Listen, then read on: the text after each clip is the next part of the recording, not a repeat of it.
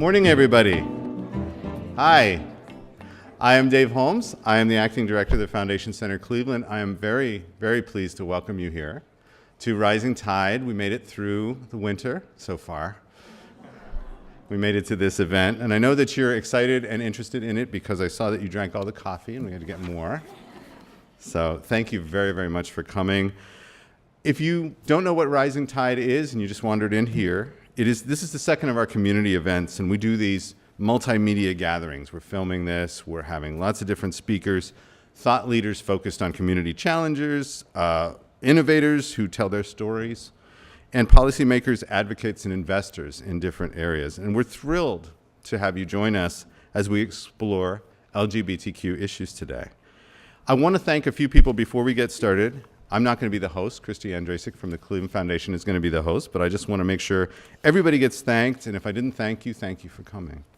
Our collaborators in this are the Cleveland Foundation, the Gay Community Endowment Fund of the Akron Community Foundation, Inc. Plus LLC, the Association of Fundraising Professionals Greater Cleveland Chapter, Philanthropy Ohio, and funders for LGBTQ issues who have made a great effort in getting here from New York a couple of times, so I really appreciate that. We have supporters. The KeyBank Foundation is a supporter, as is the Dahl Foundation. And I want to thank a couple of individuals who have offered a lot of help, Timothy McHugh and the staff of the Idea Center, all of which are doing more than they usually do for us today. And they do a lot for us anyway. And Kim St. John Stevenson for all the work. The photo exhibit, if you didn't see it, is called Love Makes a Family from the Family Diversity Projects, and there's a bunch of sponsors that have brought that here. It's going to be here at this event. It's going to be over at the Foundation Center for the next couple of weeks, and it's going to be at another place to be named later on so that everybody can see it. But we want to thank Equality Ohio, the LGBT Center of Greater Cleveland, the 2014 Gay Games, Movement in Black, PFLAG Cleveland, and GLSEN Northeast Ohio. All right, so that's pretty much all I have to say. If you don't know who the Foundation Center is, by the way, we are a national nonprofit, and we work to collect information and advance knowledge about philanthropy in the U.S. and across the world. We have an office across the street in the Hanna Building, Suite 1600. Come and visit us, pick up a calendar, come to all of our programs. We appreciate it. That's all I have, so I'm going to turn this over to the program officer from the Cleveland Foundation, Christy Andrasic. Christy.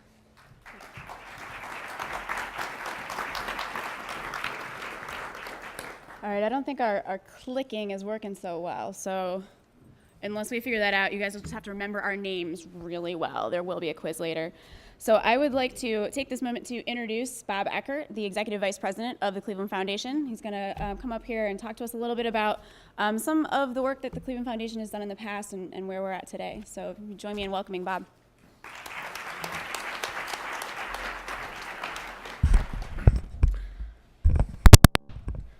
Thanks, Christy. I may be the only person who was pleased that the original event was snowed out because I was scheduled to be out of town and had taped a greeting, and it's much better to do it in person than to just kind of appear on a screen while I'm someplace else. So I'm very pleased to be here, and the Foundation's very pleased to partner with the Foundation Center and the other partners in presenting today's event. As I thought about a couple of introductory comments, and I just want to also add that there will also be a luncheon later today for representatives from other foundations as we complete the Rising Tide event, and I think that meeting will also be important. As I thought about my introductory comments, I thought a little bit about the fact that foundations often don't use their convening power well. And a number of years ago, I was honored to receive the Distinguished Grantmaker Award from the Council on Foundations, and I had to think a little bit about the comments I wanted to share with the field when I accepted that award. And I talked about the fact that foundations have this unique ability to take the blame and let others take the credit, and to give voice to those whose voices are not often heard, and to bring people to the table who may not otherwise be brought to the table. And I reflected on the role the Cleveland Foundation has tried to play in that space, and went back to my early days at the foundation in the 1980s, when the issue of AIDS and HIV was beginning to appear on the horizon. My background's in public health, so I was aware of the fact that this new disease, at that time called the gay cancer, was emerging. And I was struck by the fact that there seemed to be little organized response in this community, or little even organized planning in this community. So I asked around about whether anyone was working on this and was told that there were 3 gay men who had formed a group called the Health Issues Task Force. There was a coffee clutch that was kind of meeting in the evening and trying to think about how to provoke some kind of response in this community. So I invited the founders of the Health Issues Task Force to come down to the Cleveland Foundation. And they came down and they expressed a great deal of frustration that they didn't have any access to the power in Cleveland. In the 1980s, being gay in Cleveland was a very challenging situation. It was actually job threatening to be identified that way. And certainly no one wanted to invite these 3 gay men to the table. So the foundation decided one of our roles was to push them to the table in a significant way. So I reached out to the director of public health at that time for the city of Cleveland, a young woman physician, Dr. Diana Morledge, and asked her what the city was doing on AIDS and HIV, and she pretty much said not much. But she indicated a desire to do something. So I brought the members of the Health Issues Task Force together with Dr. Morledge, and they had a conversation about what a prevention strategy might look like for the city of Cleveland. The Cleveland Foundation then made a grant to the city to implement its first prevention strategy.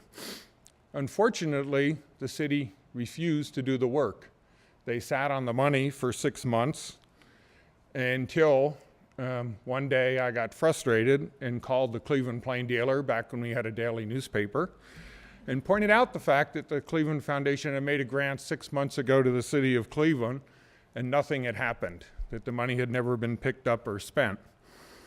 And you know, when you're dealing with the press, sometimes you have to push the boundaries a little bit. So they said, well, what would be the impact of that? So I said, well, this many people may have been infected by not having an effective prevention strategy in place. Well, of course, that made the front page of the Plain Dealer, with me quoted with that statement. My phone had already rung before I got to the office on Monday morning from the city saying, well, of course we want this money. We're ready to move forward. And I said, but you have to remember that one of the conditions of the grant is that you work closely with the affected community, that you have to build in the voice of people who can help you design an effective prevention strategy. And that was a challenge because the city wanted to do prevention strategy that might not be effective, but would be non-controversial. They certainly didn't want to go into bars and to bathhouses and other places and have conversations. But we thought it was important that the convening power of the foundation be used to make sure that our money was used effectively and to give voice to a community that needed a voice. This then led us to a whole series of activities working with the people who were the initial leaders on AIDS and HIV to build a strategy in Cleveland that included the voice of the population that at that time was most at risk. It was really very interesting because the foundation had to use its authority to ask people to serve in a way that would then be seen as not self-identifying as gay. It's hard to believe that 30 years ago that was such an issue, but it was in this community. So we went around and we asked people to form a committee called the AIDS Task Force of called the AIDS Commission of Greater Cleveland, and to really look at the issues in this community and what needed to be done. I was very proud that our work in Cleveland became the model of what the Ford Foundation did. The Ford Foundation created a program modeled on the work in Cleveland to work in lower incident cities where AIDS was not high on the agenda. And about 20 communities around the country got support from the Ford Foundation for their work at the time when very little was being done in philanthropy on this topic. So to me, that demonstrates the importance of not sitting in the office, but to reaching out to communities, to really trying to figure out how to engage people, to invite people to the table, and maybe even force them to the table at times, and to really deal with that issue. So I'm hoping that today, as we have this great meeting, we'll look back on this as an important next step in convening a lot of people who care about a very important issue, an important issue for Cleveland and an important issue for Northeast Ohio, that's in much better position than it was when I first encountered it in 1982, but where we're clearly not to the finish line, but maybe someplace out there beyond the starting line, but not to the finish line. So I look forward to hearing from the presenters today and really seeing this as the beginning of an ongoing conversation. So thank you very much.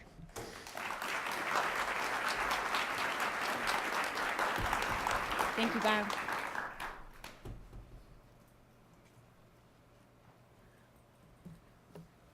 I appreciate Bob taking the time to be here today, particularly since we did already have him on tape and we could have just played that. But I think Bob in person, he had also offered the option of just holding a giant picture of himself up. But I think that this had a little bit more of an impact on us today, so we really appreciate it.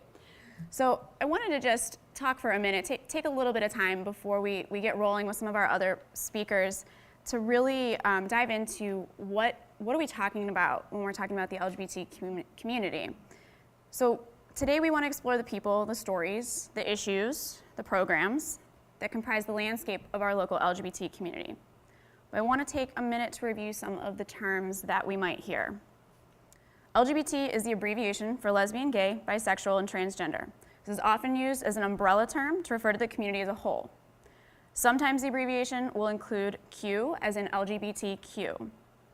This is also an umbrella term, including queer identity. Queer refers to anyone who chooses to identify as such. This can include, but is not limited to, gays, lesbians, bisexuals, transgendered people, intersex people, asexual people, etc. Although many people in those subcategories may not identify with that term at all. The term has different meanings to different people. Some still find it offensive, while others intentionally reclaim it to encompass the broader sense of history of the gay rights movement. The term queer on its own can also be used as an umbrella term, such as the queer community. Today, our speakers may use the terms LGBT, LGBTQ, queer community, or gay community interchangeably.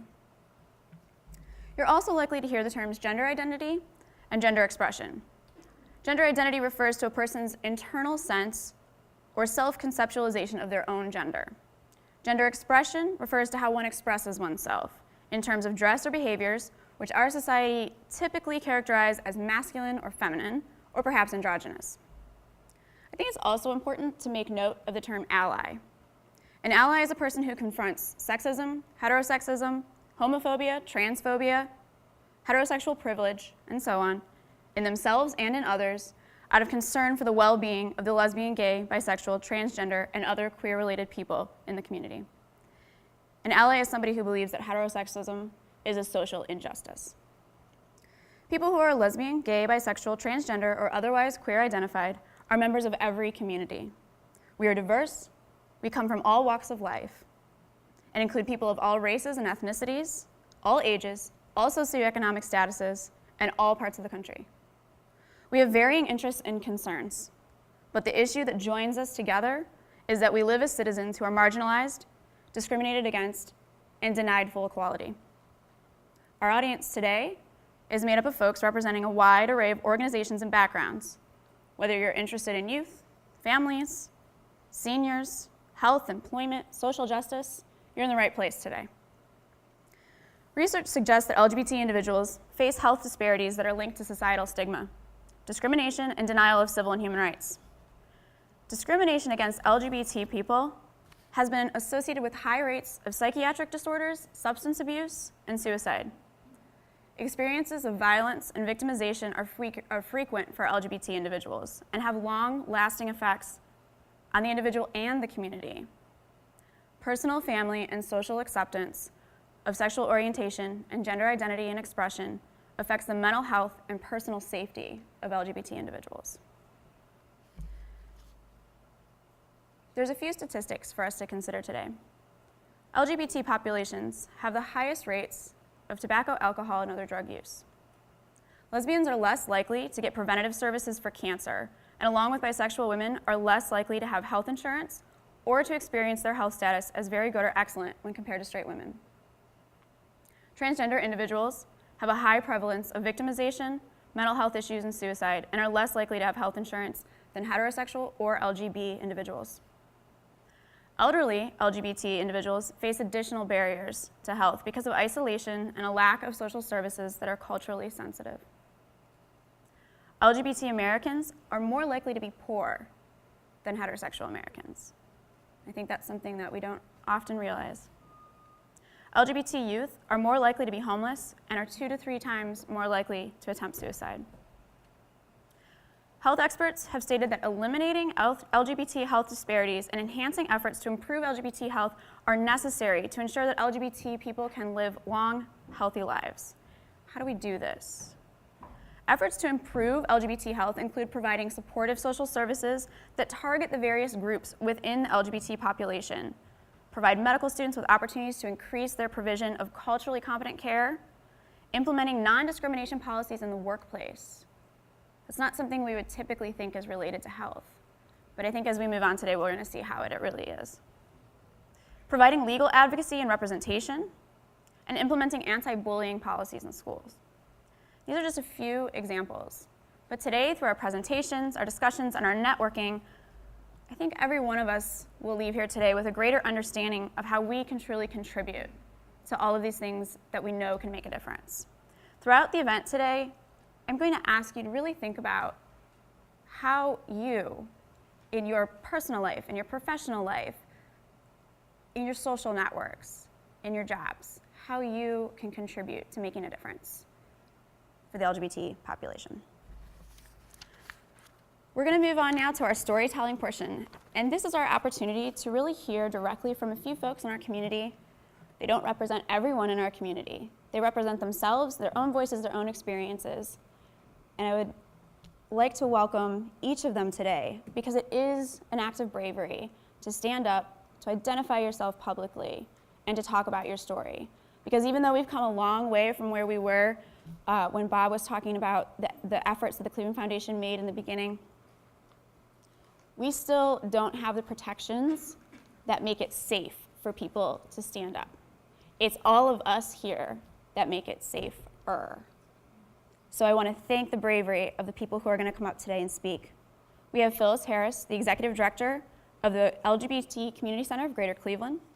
We have Max Rivers, a local high school student, and Elizabeth Holford, the Executive Director of Equality Ohio. Each one are going to come up and spend some time with us. So sit back and enjoy their stories.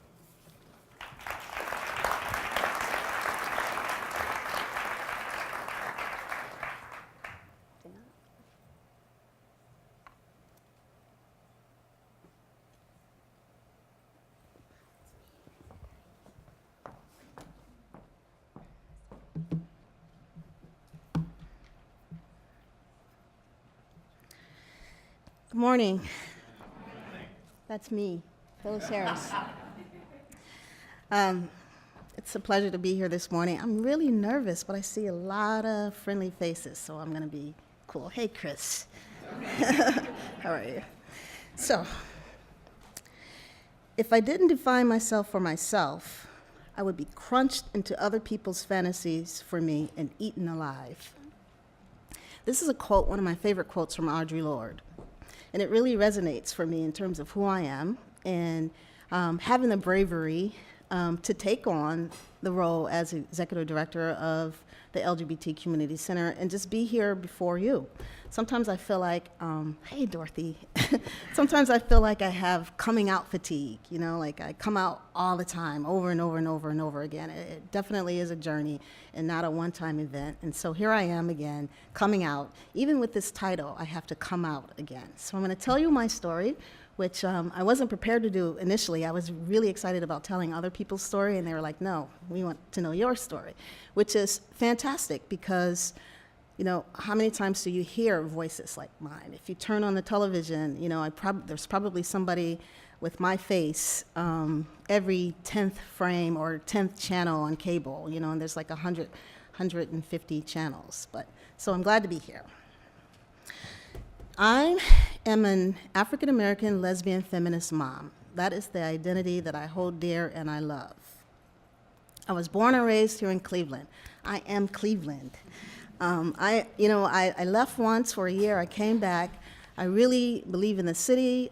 I love being a Clevelander. I love to tell the story about Cleveland's arts, Cleveland's, what I call it, meds, eds, parks, arts, and eats, because we're a foodie town now, so I got to add that last bit in.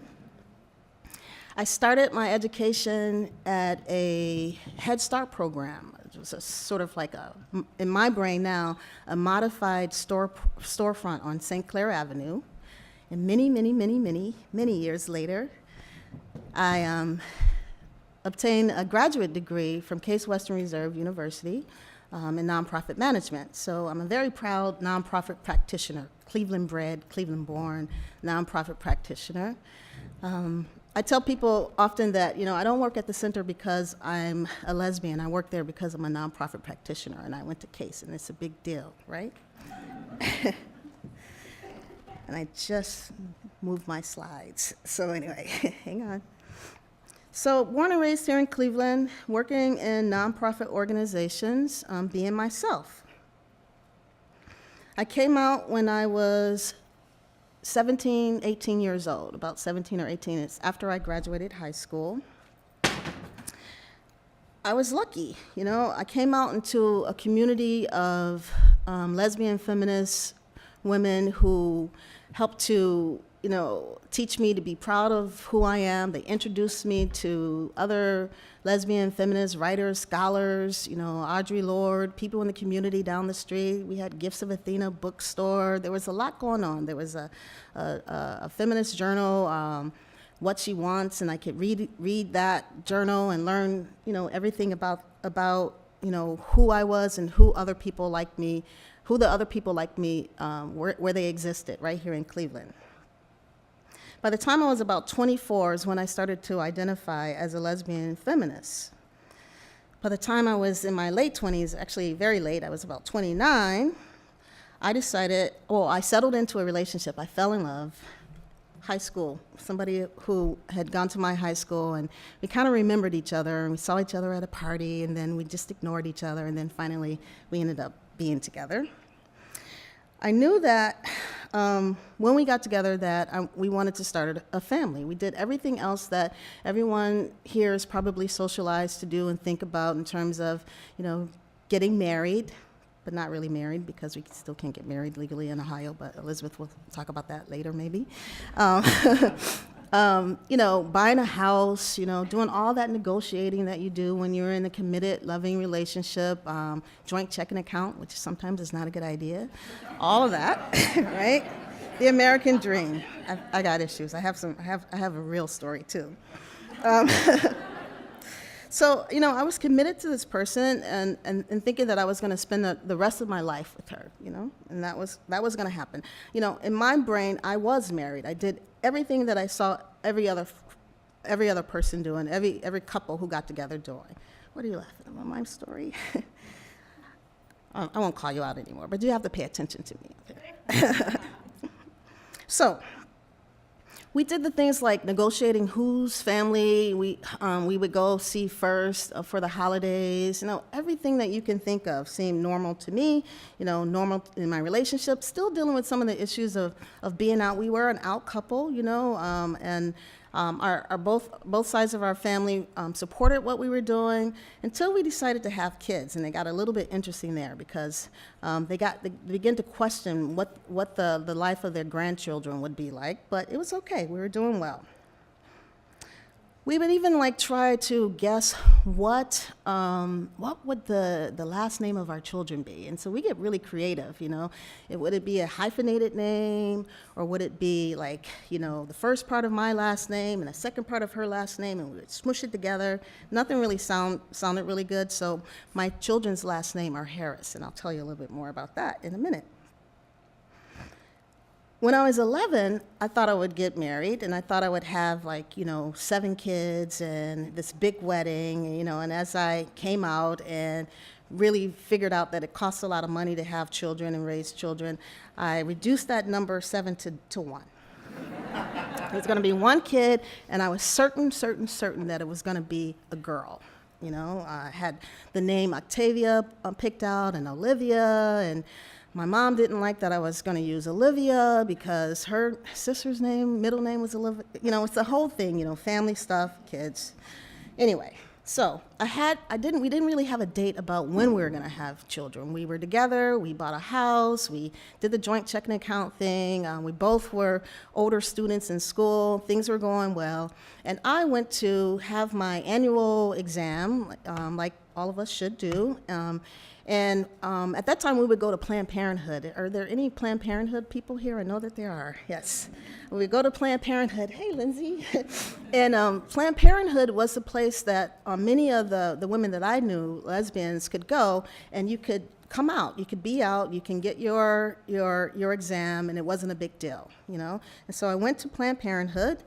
I was excited, I was young, and I got a referral. She said, well, you seem to have some fibroids, and she let me know what those were, and she said they're typically benign or non-cancerous, but you need to go have them checked out. So I did. So I went to another doctor. Her name was Dr. Lucille Stein, and I think of her my son's every birthday. I think of her. I went to, and she was a great practitioner, but listen. So I go to Lucille Stein, and it's confirmed that I have fibroid tumors. And she says, you have 4 or 5 fibroid tumors. 3 of them are small, and 2 of them are probably about the size of an orange.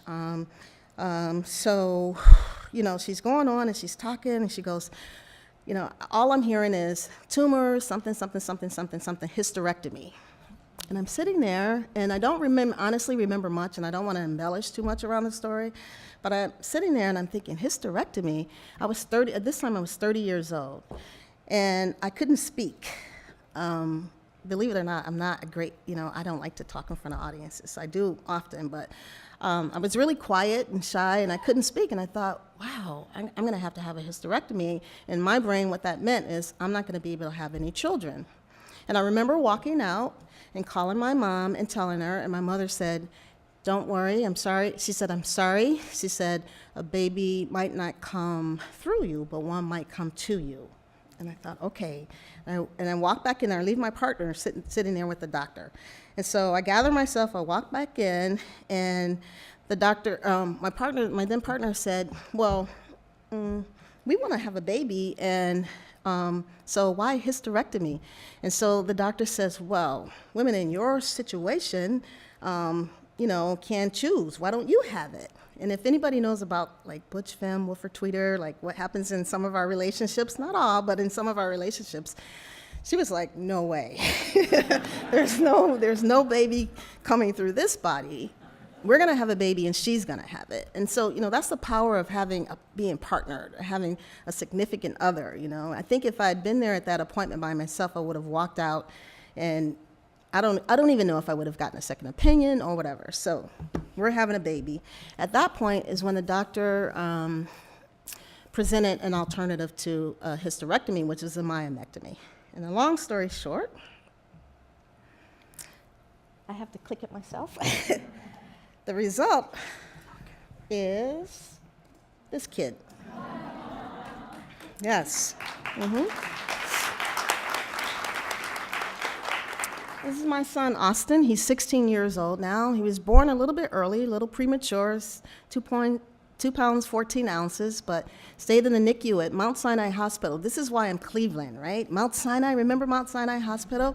Love that hospital. I have one of those green and purple bricks. When they tore the hospital down, I jumped the fence, picked up some of the bricks, and my son has them in his room. So he was born at Mount Sinai Hospital, and we were a happy family. We were a family. We started a family. We were a happy family. His last name is Harris. His middle name is Eugene, which is my former partner's last name. So that's how we managed to do that. Austin's other mom and I split when he was about 5 years old. She's still in his life. He goes to see her every other weekend. He lives with her every other weekend and on Wednesdays. This has been going on since he was 5 years old. He's very involved. That's our deal. We're still a family. But, I was young, 36, 35. I met someone else. We fell in love. She says, I want to have a baby. And I go, I know how to do that, thinking I'm cool, I've done this before. Both of my children were born through artificial insemination, so I knew the process and had gone through the process the first time. Both of my kids were conceived in the same house. I know it's personal, but I'm telling my story. And again, people tend to think that my children are adopted, and they're not. I like to tell people that I birthed my son, right? And I caught my daughter, right?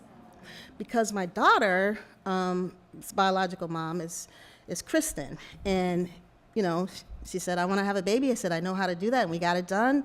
Austin was 8, and Jaden was born. This kid. Can I just click it? That's Jaden. So they are who makes me cool. Like, if you don't think I'm cool, I am the coolest. You see that? Yeah, that's Jaden. So my story gets a little bit more complicated, and I don't have time to share all the details around it, but these are my children, and we are a family. We definitely are a family. These are my children. We like to be respected as a family. I co-parent with Kristen, and we have, in order to protect ourselves, we have guardianship of each other's biological children. So what that means is that we retained an attorney who took us through the process of, through probate court here in Cuyahoga County to become legal guardians of each other biological children, which allows me to sign off on permission forms at my daughter's school, and which allows me to, if they get sick or if Jaden gets sick, I have the legal right to make decisions about her medical care and vice versa. So that's the story around my children. Bottom line, we're a family. We're not often seen as a family. We walk in and people try to figure out, which adoption agency we use, or they don't see us as together, or, I think she looks exactly like me. I don't know, but see, that's my attitude at least. But, I wanted to, show their pictures, and I actually had a picture of all of us together, and I forgot to put it on a jump drive. But it's important to know that, these families exist. There's a group that's called Family by Design that exists here in Cleveland, and we were a part of it because we loved the title, and we knew that, this is how we create families. We often get asked the question, and I hope that none of you do this, and I'll end my personal story on this note. Have you thought about the children and what it would be like for them to be raised in a family with 2 moms and 2 dads? And I often say, yes, I absolutely have. Very, very, very intentional, very planned around building a family, at least in my case, and in most cases with same-sex couples. And if you think about how you raise your children, then my children are going to be fine. And that's how I like to leave that conversation. And to end with another quote, it is not our differences that divide us. It is our inability to recognize, accept, and celebrate those differences. And I want you to celebrate with me about my children and my family. Thank you.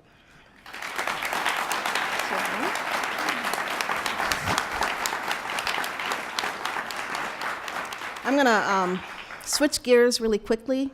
I didn't even get the 2-minute warning yet, did I? Okay, you're being nice to me, good. I'm going to switch gears really quickly, and I'm going to tell you about someone else. And so I'm sure that if you pick up any newspaper or if you read news online, you see all these headlines daily about LGBT people or LGBT issues. We are in the news. We are everywhere, right? So we are a hot topic right now, and so we're seizing the opportunity while we have folks' time and attention to really show you all who we are. So that is happening. So I want to tell a story about, last June, we had the Supreme Court of the United States coming, what do you call it, when they present a ruling or a decision around the Defense of Marriage Act. And they ruled it unconstitutional, and the media went crazy, right? They wanted that every time anything LGBT happens, especially here locally in Cleveland, the center gets called, and I get nervous, And I'm thinking, by this time I should have known, that I should always be ready, and I wasn't ready. I get nervous, and I get a call, and there's a reporter, and she says that she's in the van on the way, she'd be there in 10 minutes, and I immediately look at my outfit and go, damn, what is it like? What would Jaden think? What would it be? I could take that off. What, should I click it? It's coming next. What would it be like to, be on camera? What will my mom think? I always think of all those vanity things. I really do. I don't know why. But anyway, so I know that they're coming, and I'm getting ready. And they get there, and while the camera person is there, and I'm there, and we're prepping, and they want to know, they want to get a reaction to the Supreme Court's decision. And I'm making small talk with the reporter whose last name happens to be Harris, and we look nothing alike, but we're trying to figure out whether or not we're related. And for me, what that did was, and she was excited, she was trying to find a way to be related. And I got excited because I'm thinking she's not homophobic, like she wants to know who I am, which is cool. It was a win for us. And it might seem like really simple, like why would you do that? But it was a way to let me know that she was okay if we had found out that we were cousins. And so she wasn't homophobic necessarily. But anyway, they're all there. I'm anxious. It's time to go. And I say to her, I see an out for myself. And I get really excited, and I'm like, I'll proudly say, well, wouldn't you like to hear from one of our elders? These are the individuals who are like the Stonewall queers, like they have fought the fight. They've lived most of their lives in being afraid to say who they are or who they love, but they're here. Wouldn't you want to hear from them? And so we had a group of elders who were sitting in the other room, and they were doing their range of motion exercises, which is a program where it's about 20 minutes of just moving their limbs for folks to avoid arthritis, or if they have arthritis, and they love it at the center. They do it twice a week, and they're in there stretching and moving and lifting, and it's like really great. And so she looks over at the group of elders, and then she looked back at me, and then she looked again, and I think, what is she thinking? It wasn't like I was trying to gauge her look. It wasn't like disgust. It wasn't like worry. It was just almost like this, like she had this magical aha light that went on. And she looked back at me, and I finally said, yes, we get old,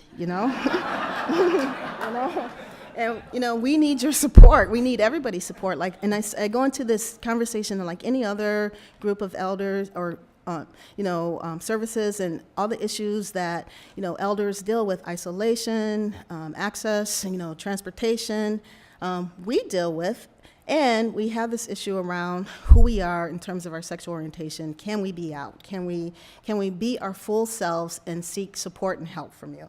And so anyway, she ended up doing the interview with one of our center guests, Harry. Harry's a MD, PhD extraordinaire, and he gives his response to the ruling. And I felt good, I felt good about the fact that she was able to hear his voice. And I can't even remember if that piece actually aired or if it got edited out. But he did get to go on, and he did get to tell his story. And she hopefully took that story, even if it didn't make the 5 o'clock or 6 o'clock news, and remembered that as she thinks of LGBT individuals, she doesn't just think of the one shot that they get, during June in the Pride Parade, and it's the guy with the cutest little, underwear on, waving, that is part of our community, and we love that part of our community. It's not part of our community that we want to reject, but that is not all of who we are. And there are those of us who look like me, who build families. There's those who look like Doc Harry, who is 75 and comes to the center and wants to exercise. There's those who look like some of the people that you're going to hear from today. We create the backdrop to all the media, to all the statistics, to all the stories around violence, the stories around joy, the stories around passion, around having full equality. And I appreciate and am honored to be here today. And I'll stop now so that you can hear the rest of these stories coming up next. Thank you.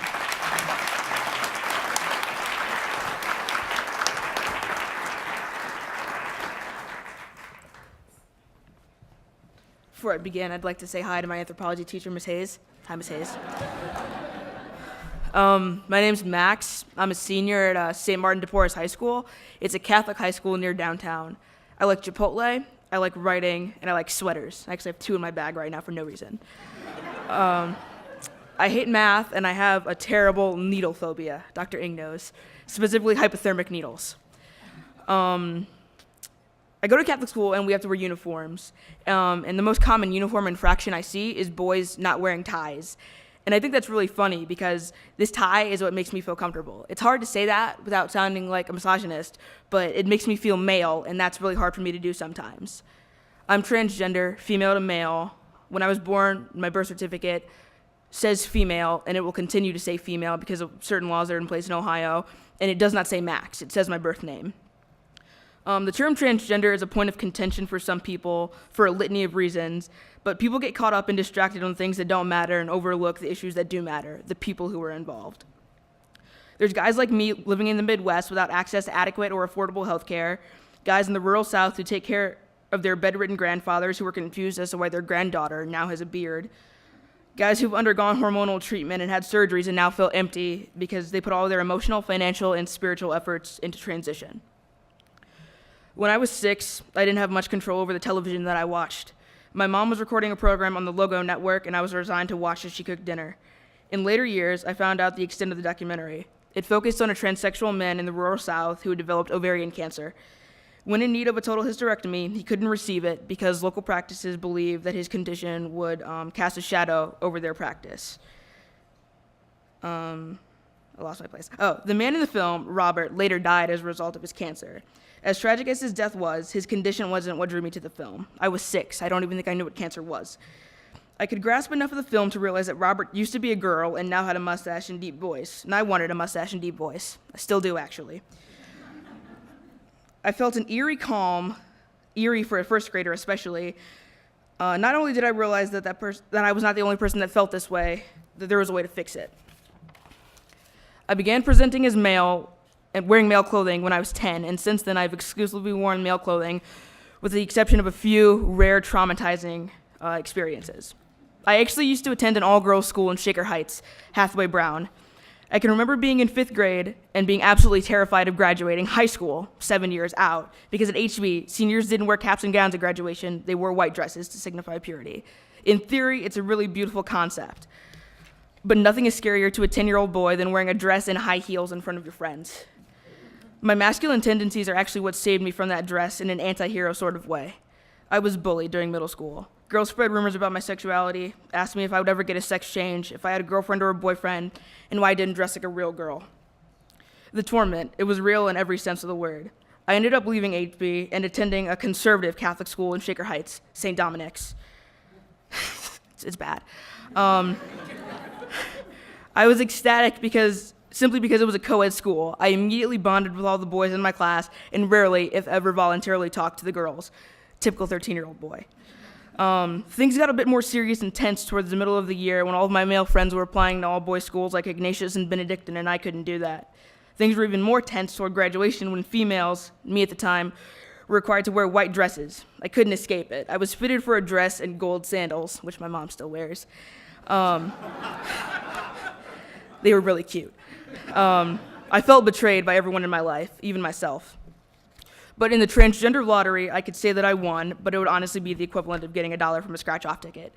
The dark days of middle school are gone and have given way to what can be considered a light of high school. I'm 18, 17 when I wrote this. And I've been living as male for full-time for a little over a year. I've been out to my friends for 4 years, and I've been out at school for a little over a year. I came out to my mother the summer between sophomore and junior year at Pride, which was really whatever. It was lame of me. My mother is an out lesbian, and my grandmother is an older widow.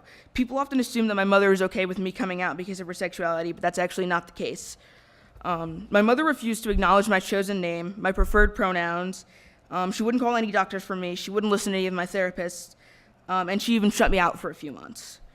It wasn't until around 8 months after I came out that there was some attempt at reconciliation, but I forced it on her. I made the decision to come out to my teachers and tell them that I wanted to be called Max and wear male uniform and be called he. I did that because if my teachers called me Max, she would have to. My teachers and school administrators were fine with that decision, and it kind of forced my mother into a corner. I knew I was Max, my teachers knew I was Max, and she wouldn't acknowledge that I was Max, but it got the ball rolling. The next step after coming out was by far the most infuriating thing I've ever encountered: physical and legal transition. Not only is the step incredibly tedious, but it's the most unfair. Cleveland is alive and well in the sense that there are people here and they're doing things, but Cleveland is lacking in so many fundamental transition outlets for trans people. Transition is expensive, and as a high school student who has to work to even afford tuition, it's near unattainable. I'm applying for colleges, and acceptance letters aren't the only thing that worry me. I'm worried that all of my applications will be voided when my name legally changes, and it won't be in the system anymore. I'm worried that if I do get accepted to the college of my dreams, I won't feel comfortable attending because I can't wear my chest binder, the thing that keeps my chest flat and male appearing, for 12 hours a day. How am I supposed to go to college and socialize? Where will I get my prescription for testosterone injections filled? Can I travel with needles if I decide to come home during break? I probably won't, but I put that in there. Are my sanity and well-being good enough reasons for me to take out a loan on top of student loans to pay for my top surgery? There's so much emphasis put on the L, the G, and the B, which is mocked. And the T is quite literally invisible, but that's the issue. We're not invisible. We are not drag queens or kings. We're not all Brandon from Boys Don't Cry. We're not all Sophia from Orange is the New Black. We are guys living in the Midwest without access to adequate and affordable health care, guys in the rural South who take care of their bedridden grandfathers. We're girls who constantly look for validation from people who are not interested in us for our personalities, but for our sexual liaisons. Girls who worry about an Adam's apple, girls who are let go by their families for wanting to be happy. We're high school seniors who actually look forward to getting weekly shots because that'll make us who we truly are. Thank you.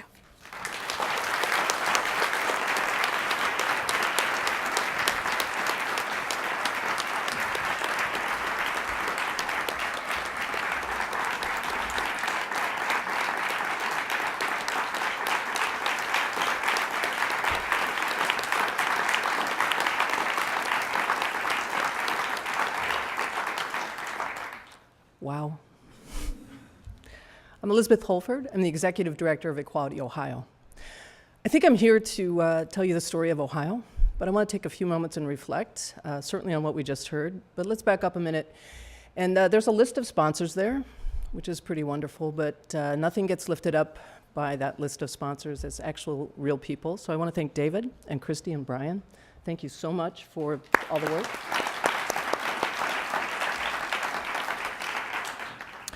But I also want us to take a moment and reflect on what we just heard, both from Phyllis and from Max. It takes real courage.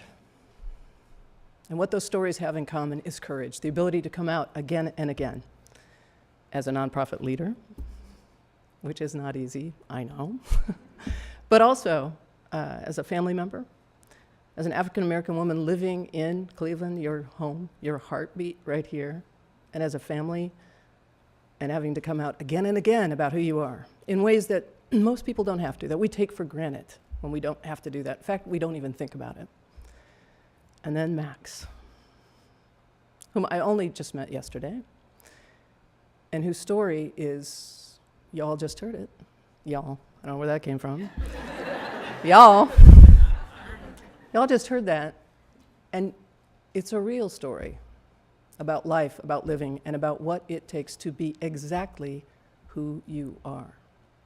And the commonality there is courage, but I think another commonality that we all don't want to talk about is the fact that these stories are not unique. These stories cover Ohio, and I'll share a few other stories in just a moment. But the fact that these stories are not unique, there's another piece that is that is there too. And that piece is that in Ohio, there is no recourse. There is no support. There's no legal underpinning for all the things that many people, not just straight people, but that many people take for granted in Ohio. These stories stand alone, are not supported, do not have laws behind them that allow all of us to be recognized with dignity for who we are, which is the other commonality in those stories, is that they are stories about dignity. Living as who you actually are, living and able to be with whom you love, being able to be fully yourself is something that many of us take for granted every day and is not a part of the LGBT community's everyday life. So let me tell you a little bit, it's going to sound a little negative for a moment, but let me tell you a little bit about the story of Ohio. The story of Ohio is that we live in a state where we do not have any statewide legal protections. So in the workplace, I can be fired for being gay, or I can be fired because somebody thinks I'm gay. I can be denied service in a restaurant. If I go with my partner to a hotel and they realize we're gay, we can be kicked out, and that's legal. I can be denied a mortgage. I can be kicked out of my apartment. That's discrimination. That is legalizing and allowing hate. That is allowing people to be treated differently. And that is also allowing people in the workplace to be in fear of fully being themselves. So if you go into a workplace, you want to be exactly who you are and bring all your creativity, your entire self to every day, right? I mean, that's the kind of exciting part of being able to really do your work fully. And that is not the law in Ohio. The law is actually allowing discrimination and saying it's okay to hate. And if someone transitions in Ohio, there's this administrative thing in many states, in fact, in 45 states, where you can actually change your birth certificate when you transition. Not so in Ohio. We are one of 5 states, which sounds like we're at the top of the list. No, we're actually at the bottom. We are one of 5 states where when you transition, you cannot change your birth certificate. And probably sort of stunning and a commonality that many of us experienced in school is bullying. And the statistics for bullying in Ohio mirror the national statistics, sadly.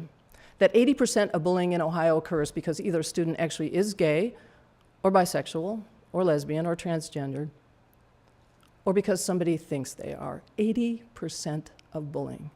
That's stunning. And it needs to stop.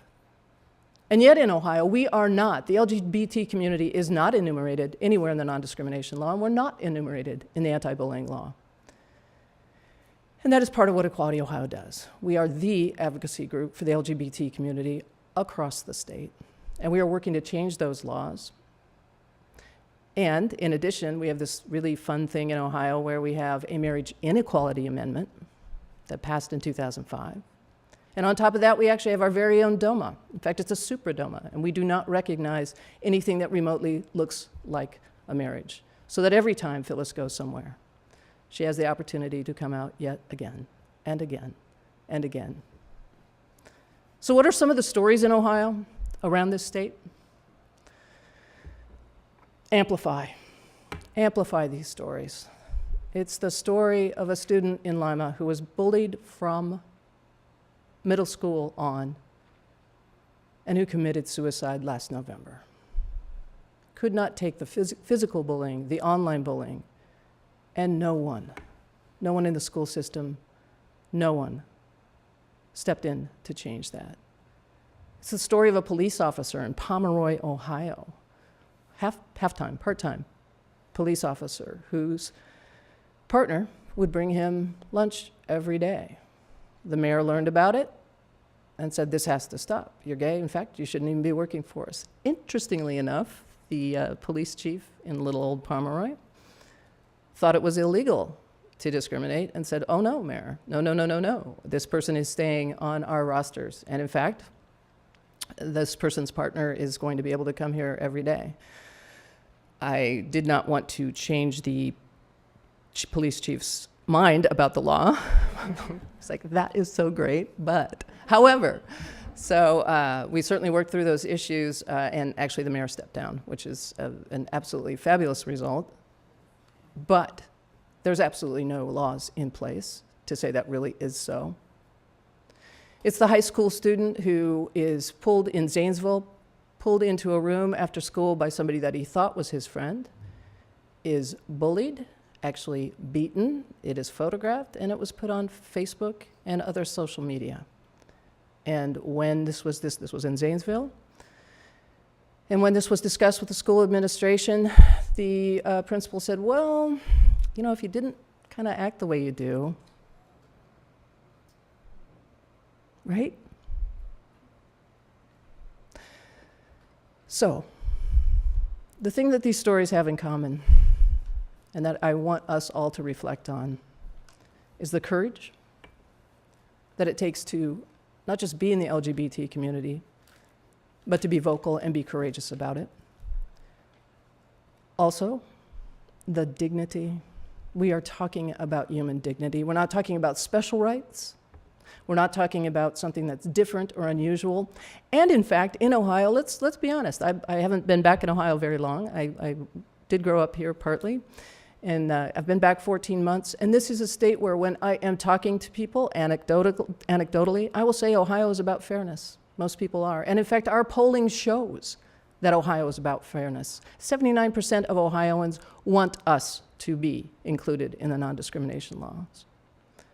So what we are lifting up and what we need to do is move our legislature forward, right? And let them see this, we are part of the working community. We are part of the fabric of how business is done in Ohio, how community is built. We are family. You know, there's that we are family sort of our own sort of in-crowd thing, but we are part of the families. We are part of the socioeconomic engine that is Ohio. And we must be protected and reflected in the laws of Ohio, just like everyone else.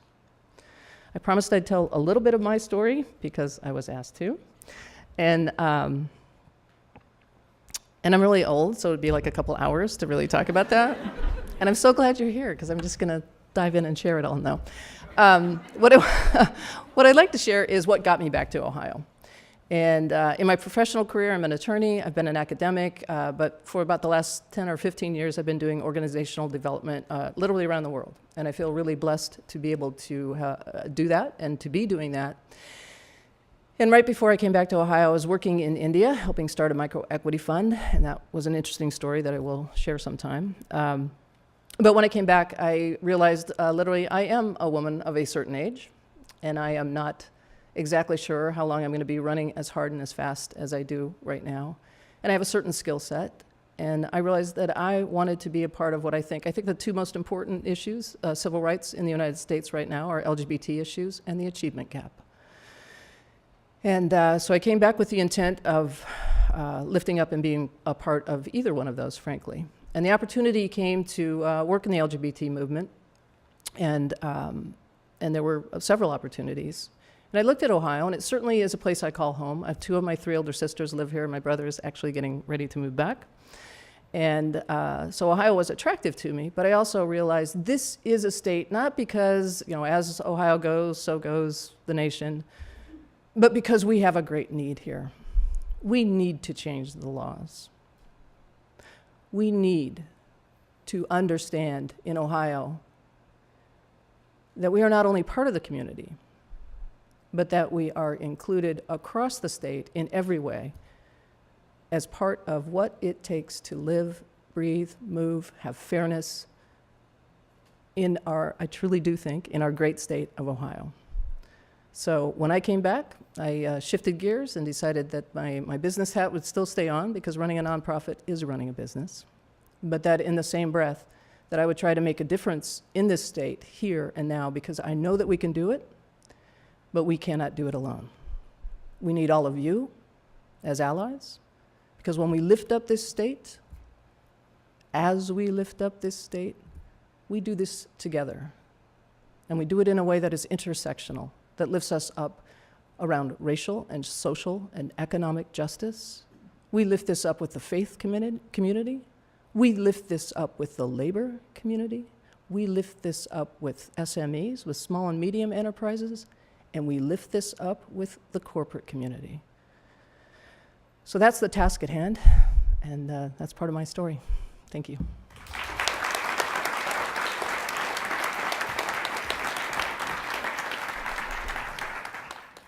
All right, thank you everybody for making it back from the break. I do appreciate all the networking that was happening, but I do appreciate you coming back so that we can go on to our next piece, which is we're really excited to welcome Ben Francisco Malbec to Cleveland. He flew in from New York. It was a little concerning for a minute. A flight did get canceled, but Ben was like, I need to make it to Cleveland, so whatever you need to do. And I don't know if he got here in covered wagon or what happened, but he made it happen, so we really appreciate that. So Ben is the president of Funders for LGBTQ Issues, a national organization. And what I'm happy to learn about Ben is that he has experience that is from both sides of the table. So he's not just always been in the philanthropy world. He did work for the Philadelphia Foundation, but he also worked for the William Way LGBT Community Center. I really appreciate that he's going to be able to talk to us and come from a perspective of really understanding both sides of philanthropy and also nonprofits that are working in the community. So he's going to talk to us a little bit about the impact of philanthropy nationally as well as locally. So if we can welcome Ben.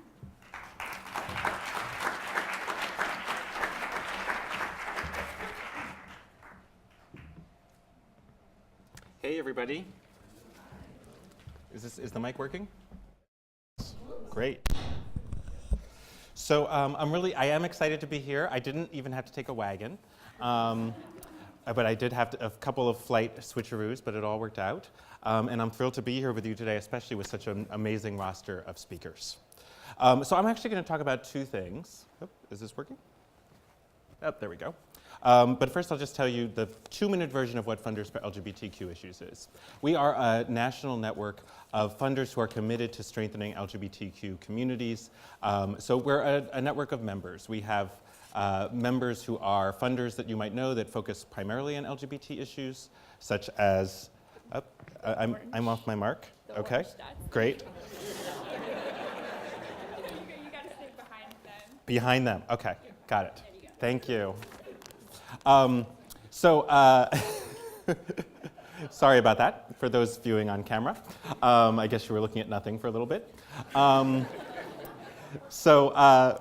We include funders like the Arcus Foundation or the Gill Foundation that really are focused on LGBT communities as their primary funding area, and then also other funders like the Ford Foundation or community foundations across the country that have integrated LGBT issues and LGBT communities into the larger grant-making work that they do. And we do convenings like this. We try to raise awareness about LGBT philanthropic issues. We do lots of research, which you'll hear some of. And then we also try to expand and reach out to new funders to help connect their missions with the various things going on in LGBT communities.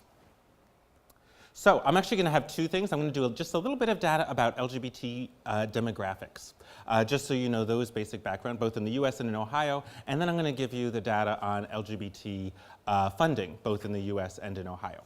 So how many people here are data geeks? Data geeks, raise your hand. Okay, great. You are going to love this portion of the program. The rest of you are also going to love it because I'm going to fill this with hilarious LGBT funding humor that is going to just knock your socks off. So, all right, so wait, before I get to the actual numbers on the population, it actually is pretty hard to figure out some LGBT statistics for a couple of reasons, which you might be able to guess. One is we're a relatively small population. So anytime you're looking at a small population, it's hard, for those of you who are data geeks, it's hard to get a good sample size that gives you really reliable data. The second thing is we're hard to find because it's not immediately obvious who is LGBT, and people don't necessarily walk up to you and say, hi, I'm gay. It's not listed, it doesn't say in the phone book. Remember when we had phone books? It doesn't necessarily say, X person is gay, so that makes it hard to do random surveys. So recently, the data geeks The sub-community of the LGBT community of data geeks was very excited last year when the Williams Institute and Gallup solved this problem by getting, or at least one of the problems, by getting a huge sample size. What they did is every week that Gallup does, every day Gallup does like 1,000 or something surveys. And so for a few months, they added one question, which is, do you identify as lesbian, gay, bisexual, or transgender? And as a result, they got a sample size of more than 100,000 people answering that question, which is something that we have never had before. So there was much celebrating in the LGBT data geek community, and we found this out, which is that there are at least 8.4 million LGBT people in the United States, and we are about 3.5% of the adult population. Now, almost always when I present to this, the first thing people say is, what, that seems really low. So there are two things to know about that. One is, this is the people, remember, who said yes to the question, do you identify as lesbian, gay, bisexual, or transgender, to a random person calling them on the phone.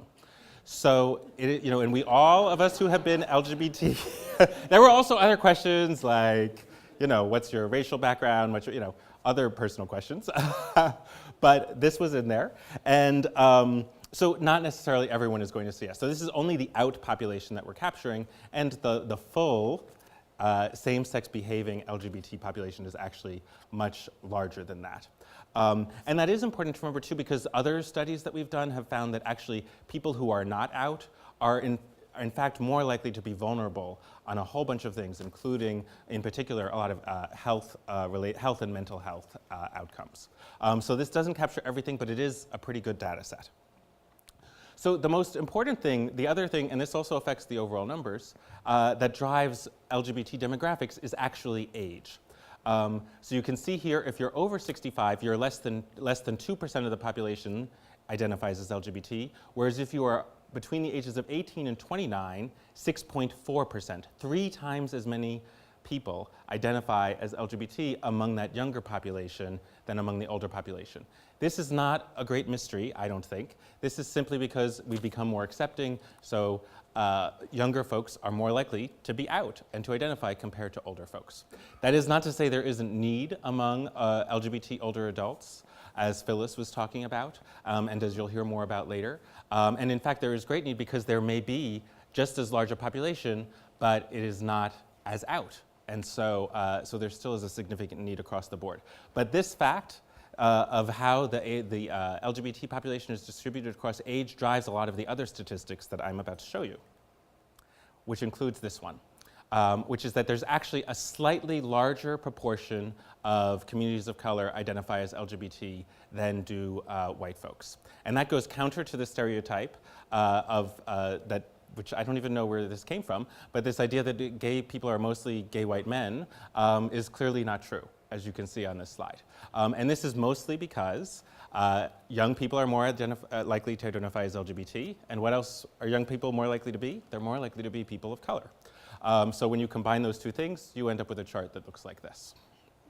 And then similarly, we see the same demographics with income, where LGBT people are more likely to fall on the lower brackets. As you can see, 5% of those making under $25,000 identify as LGBT, compared to 2.8% of those making more than $90,000. And some of that is about the age gap again, because young people tend to be making less money, both because you earn less when you're younger and also because there's actually greater poverty in this generation that's coming up, unfortunately.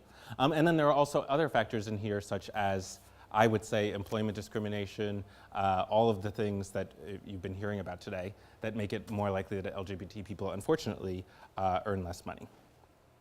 On average, I should say. And then let's look a little bit at Ohio. And just so you see, so in terms of, the Gallup data actually gave us an LGBT percentage for each state. Oh, no, I'm out of my camp, I'm sorry. I'm a wanderer, I'm terrible. I can never do a TED Talk. It'll be like a blank screen and someone talking with slides. So, so Ohio is actually right in the middle in terms of its LGBT population. It's about 3.6%. It's completely on the dot average. It may be off by 0.1%, which is statistically not significant. And then in terms of the breakdown, we know there are about 328,000 people in this state who identify or out as LGBT to a random person on the phone, probably even more than that when you look at the larger population.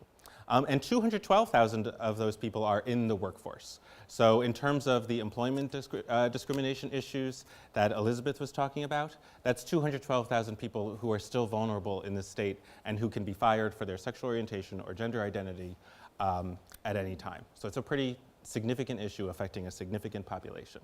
And then there are about 20,000 same-sex couples according to the latest US Census. And you'll see that number is much lower and has always been much lower. Some of that may be because it seems like LGBT people, at least so far, are less likely to be in couples. That may change as marriage equality comes to us. And it also is partly driven by the age thing, where you have folks who are, since our population does tend to be younger overall, then they are not yet coupled. I think we'll see that number going up quite a bit in the decades to come. So now we're going to look at the funding picture. How much funding is going to LGBT issues across the US and in Ohio? And I should say for clarity, I'm just talking about foundation funding.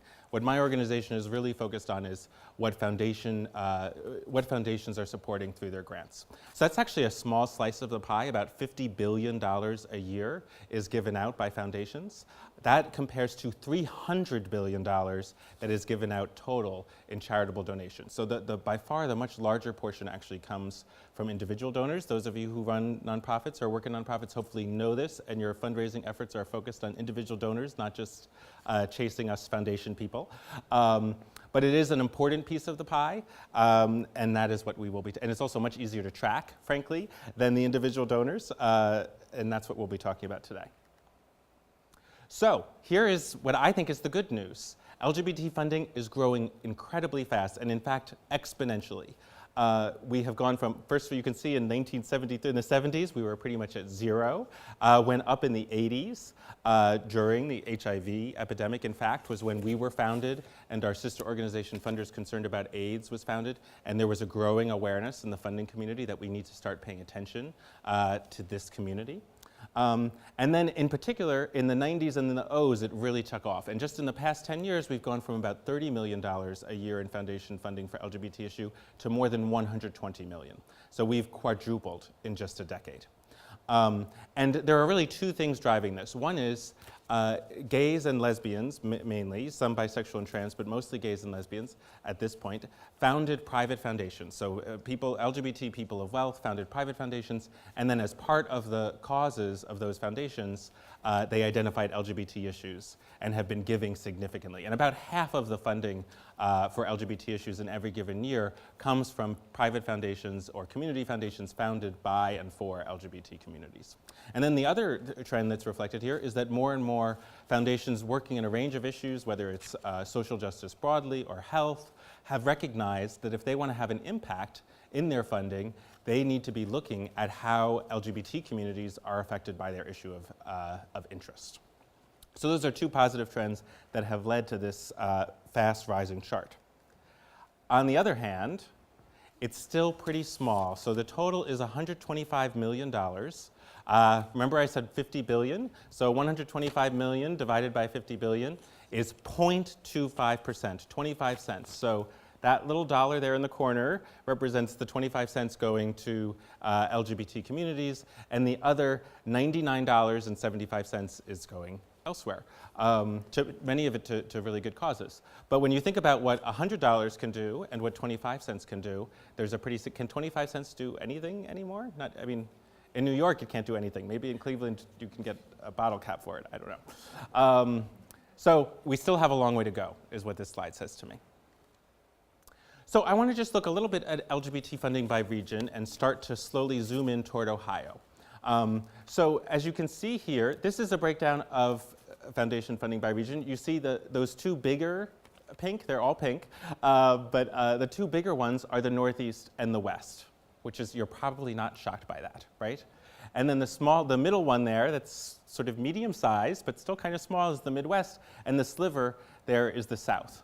So you might think, well, how does this compare to the population? It does not really compare very well, because in fact, the Northeast and the West are actually relatively smaller on the population, and particularly the Northeast is only 1/5, whereas the South is almost more than a third, and the Midwest is 23%. So what this says is basically the South is really underfunded, and the Midwest is pretty underfunded too, compared to the Northeast and the West Coast.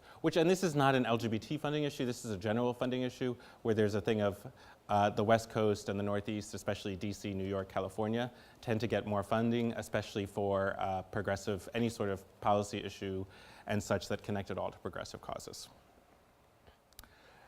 So we've also taken this and we said, so what if, let's look at this sort of on a per capita basis. Like, let's look at the level of funding compared to the LGBT population of a given region or state. We call this the GDQ, the grant dollars per queer. So as you can see, the US has a GDQ of $5.78. The South is really, unfortunately, dismally low at $1.71, which we've been working on. And then the Midwest and the Mountain States are sort of in the middle at $4 and change. And then the Northeast and the Pacific are at $9, $10 each, which is not to say that those are overfunded, because again, we're looking here at this, a whole picture of 125 million for a community of 8 million people. The whole community, I would say, is underfunded. But in terms of looking at where are issues where we as a community of funders should be paying a particular attention, I would say we need to be looking a lot more at the South, the Mountain States, and the Midwest. So you're probably wondering now, what about Ohio? Ohio, unfortunately, is not very high up on the GDQ scale. Total funding for Ohio in 2012 was $245,000, and when you divide that by the 300-something thousand LGBT folks in the state, it's only 77 cents per queer, 77 cents GDQ. So that's on the lower end, and it actually is very similar, unfortunately, to some of the southern states. You see the trend is the southern states, and then a bit in here, especially the lower populated states. But Ohio is pretty low, especially for a pretty well-populated state. So that is a concern that hopefully all of us here will be addressing in our work in various ways. Looking at how funding for Ohio has changed when it comes to LGBT communities, the trend has mostly been upward. It's been a little bit up and down, as you can see. That's mostly because of national funding. Particularly for policy campaigns and initiatives, which tends to be more short-term and not as consistent as local funding is. So that's led to some of these ups and downs, but overall the trend, I would say, has been upward. And now these are some of the top funders of LGBTQ issues in Ohio. I can share this with the Foundation Center and send it out to, is that doable, David? Because I see some people taking notes. Feel free to take notes. I always do because it helps me pay attention, but we can also send these out to you. So as you can see, there's a good mix of both national and local funders. We have the State Equality Fund at the Tides Foundation has supported Equality Ohio and other organizations working to advance policy issues for LGBT equality. Columbus Foundation is a local funder that has provided a lot of support. I should note that the Cleveland Foundation, with its grant to the Gay Games, this year will be moving way up the list after 2013. This only counts the data from, foundation funding data tends to lag by like a year or two, so we have up through 2012 in this. So it's not completely as up to date as it could be. Or it is as up to date as it could be, but it's not, it's still a good year or so old. And then you see a good mix of both national and local, family foundations and others. A lot of folks have invested in this state. And then to give you the exact breakdown of national versus Ohio, we see about 64% of funding coming from national funders, mostly from national LGBT funders, and 36% of funding coming from foundations based right here in Ohio. And that's a pretty good mix. Sometimes we see it where it's almost all national or almost all local. So it's good to see that there is some mix, and I think that even though the overall GDQ is low, the fact that there are at least a good mix of funders here and committed to investing in the state, I think offers a lot of potential for growing the overall pie. And then these are the top LGBT grantees, so you know. Equality Ohio really stands out. But again, there's an interesting mix. Sometimes in some states, you'll see it's almost all policy or it's almost all service.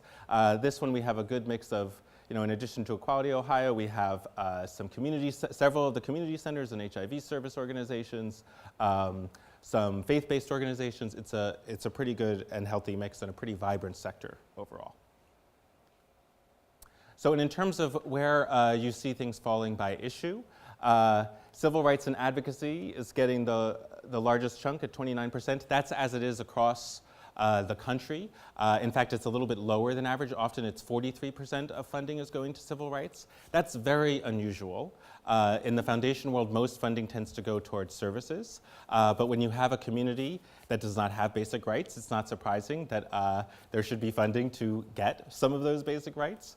But there is an interesting dynamic that goes on that might be fruitful for us all to be thinking about, which is that so the national LGBT funders tend to invest in civil rights. And most of that piece of the pie is coming from national LGBT funders. And then local funders tend to invest more in services, community centers, and such. So that's a divide that I'm actually hoping and starting to see break down a little bit, where I'm seeing local funders more and more stepping up to support the advocacy for basic rights that LGBT communities need. And I'm also seeing national funders interested in social change issues recognize that you can't just, once you change a law, that is not, the work is not done, and we need to look more broadly about how do we really change the lived experience of LGBT people, and that requires a whole vibrant sector that is looking at how do we make schools safer for amazing students like Max, how do we make sure that folks can go to a community center and get access to basic services to make sure that we are able to age through the span of our life and be comfortable and safe. We really need to look at that whole big picture. So, and I think more and more the funding community is starting to think in that way, in a holistic and intersectional way about how do we really change people's lives. That was a long but important side note. So then we also have community building support and services at 27%. That's about average for the nation. And then there are a couple of things that stand out as interesting, I think, in Ohio, and maybe say something about the local philanthropic culture, which is investment in faith-based community building in LGBT communities is actually higher than in most places. It's at 10% here. Across the country, it's usually like 2%. So it's actually a much larger piece of the pie. And then arts, culture, and media is also high. It's usually around 5% for the nation, and here it's 9%. So that was interesting to me that those are two things that are getting a little more investment and perhaps reflect something about the state. And the last thing I will share with you is just to look at the map of Ohio and where funding is going in the state. So these dark areas show the areas where there's greater investment. As you can see, most of the state is white, which means no LGBT grants have gone specifically to an organization based in that area. That doesn't mean that no funding has reached there. The work that Equality Ohio does, for example, affects the entire state, and they have offices throughout the state, but are based in Columbus, so that's where that shows up. But regardless of that, this does reflect a challenge that I'm seeing across the country, and not just in LGBT communities, but so many of the resources are based in the urban centers. And how do we reach LGBT folks who are not living in Columbus or in Cleveland to make sure that we really are? And it may not be that, we can't necessarily start an LGBT community center in every county, but there may be, maybe, Phyllis is ready. Outposts all across the state. But there may be ways to build on, say, the great community center you have here in Cleveland and to have outreach. There's all sorts of things you can do, and I think that's an important challenge for funders and nonprofit leaders to be thinking about. So lastly, I just want to leave you with some resources. So this last map you saw here is actually from Philanthropy Insight LGBTQ. That's an interactive map that we have in collaboration with the Foundation Center. It's a pretty amazing tool. You can zoom in on this. If you want to go and look at every grant made in Columbus, you can see that. So it's a really useful tool for funders who want to get a sense of where gaps are, and not for grant seekers who want to get a sense of who has funded what where. You can search by issue, but it's a pretty awesome tool. And I didn't really make it or anything. And it actually was already in place when I started as executive director. I was like, we have this? This is really amazing. We should tell more people about it. And then we also have a whole bunch of reports. One is our 2012 tracking report. All the data I've shown you is from that, plus the reports we've been doing for the past 10 years. We have some of those outside, and you can also download them from our website. And then the 40 years of LGBTQ funding is another one that really gives a nice sense of the history of how LGBT funding has changed and grown over time, and what some of the big impacts have been, and also what some of the potential challenges and opportunities are for the future. and a whole bunch of other stuff. And it's all lgbtfunders.org. It's a very easy URL to remember. And that's all I've got, I think. Yeah. So thank you so much.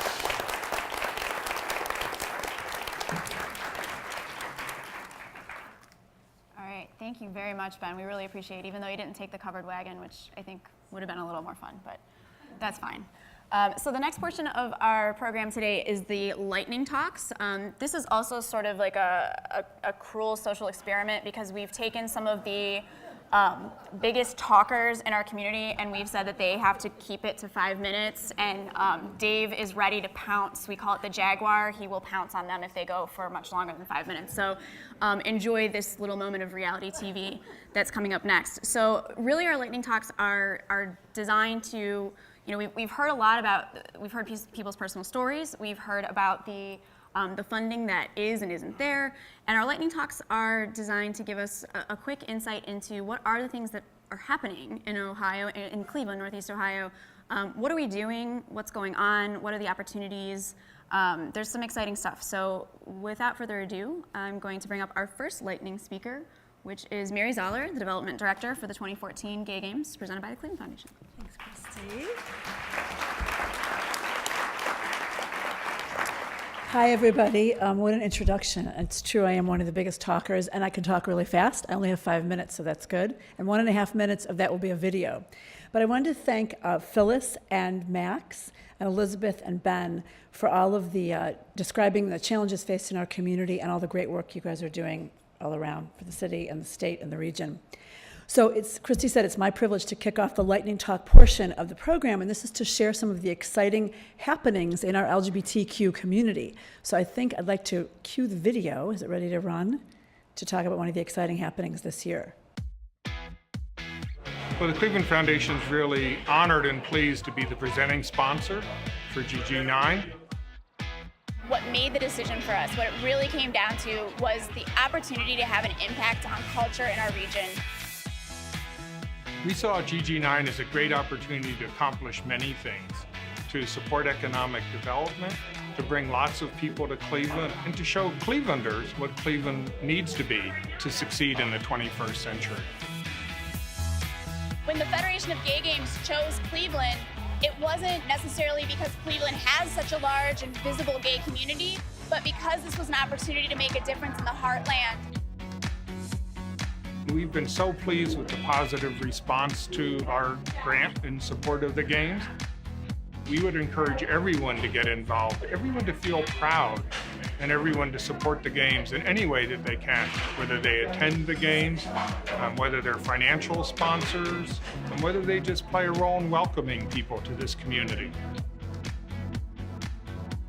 As a member of the Cleveland Foundation, I'm thrilled to be a part of this event. Cleveland Foundation is so excited to be able to help support this event coming here, and I hope that everybody else comes and sees what Cleveland has to offer because we're a great place.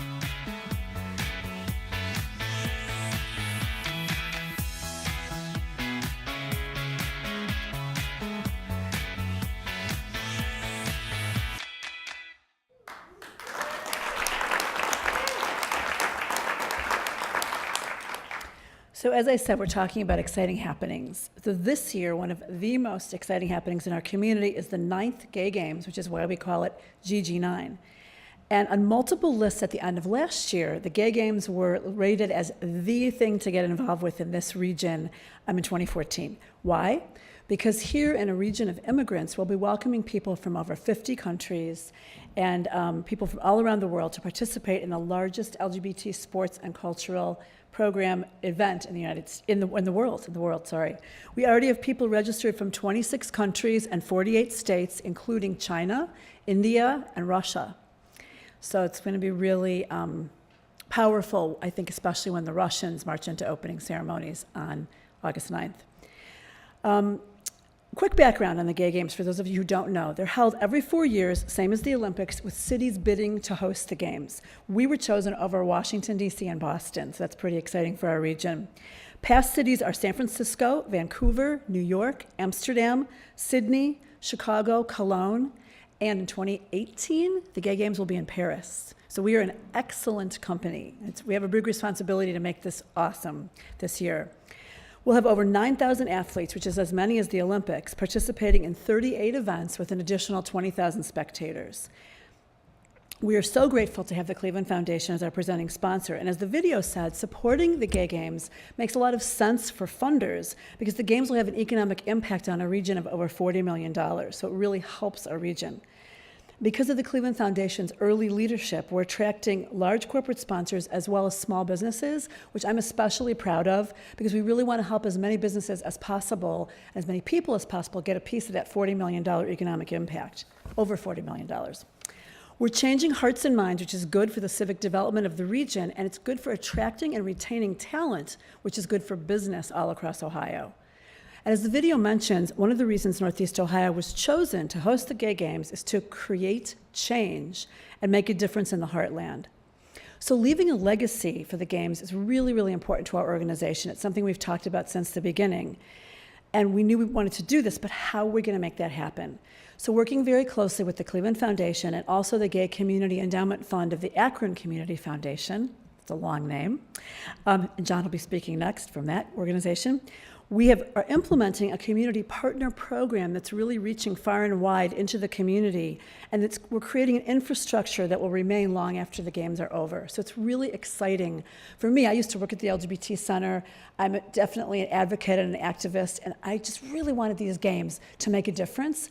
But I have the job of raising the money for the Games. I can't always worry about making a difference. You know, in that way, I thought, how is this going to happen? How is it going to happen? And I can't tell you how happy I've been to see this community support unfolding and the way that we are really making a difference and changing hearts and minds. I had a meeting with somebody from a bank who's not a funder of ours yet, and she said, yeah, my son who lives in Washington, D.C., told me that he's straight, and his straight friend, whose straight father lives in Cam's Corners, is going to be a wrestler in the Gay Games. Wow. You guys are really reaching communities if you've got a straight wrestler, some middle-aged straight wrestler from Cam's Corners, which is a neighborhood, you know? So I really feel like we're doing a good job at reaching out to the community, and that's just one teeny story of that. The other neat thing is all these stories, we'll never know what they all are. And I love that too. You want to know all the stories, but it's so big, you'll never know what they all are. We never will, and that's exciting in a different way. So at the close of the Games, we'll be launching a new fund with the Cleveland Foundation specifically for LGBT organizations and programs, and that's another really amazing, powerful piece of our legacy. So I wanted to offer all these examples to you as funders and as community advocates to get involved, to inspire you to get involved with one of our amazing local LGBT organizations and get creative with ways to make a difference. Take their mission and your goals as funders and advocates and get creative with ways to make a difference. And real quick, back to GG9, there's lots of options to get involved. You can participate, volunteer, donate, become a sponsor. Anyone can participate. You don't have to be gay. You don't have to be good. You just have to be 18. So that's our little sidebar slogan. All participants will march into opening ceremonies, which will be held at the Q on August 9th. You'll get a participation medal, an RTA pass for the week, and a ticket to closing ceremonies. So we really encourage everyone to get involved. This is a once-in-a-lifetime event for our region. Please don't miss it. Thanks.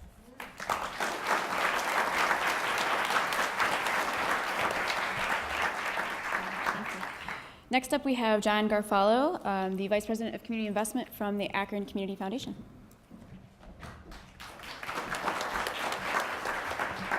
Thank you, Christy and Brian, and appreciate the invitation. I am here not only on behalf of the Akron Community Foundation, but more proudly to represent the Gay Community Fund of the Akron Community Foundation. This was an idea that was born back in 1999 by a group of Akron residents who realized a couple things, that there was definitely a lack of funding for programming for LGBTQ programming in the Summit County area. And two, that there were many, many generous donors who wanted to offer that support, but there wasn't really an avenue for them to do so. So after 2 full years of planning and 2 full years of coordinating with the Akron Community Foundation, the Gay Community Endowment Fund of the Akron Community Foundation was born in 2001 with a $35,000 investment from very generous donors in the Summit County area. I am happy to say that here in 2014, that fund stands just under $1 million that goes back into the Akron community. What they really wanted, and at the time, back in 2001, it was the only fund in the state of Ohio that was specific for LGBT programming, and only one of 20 throughout the country.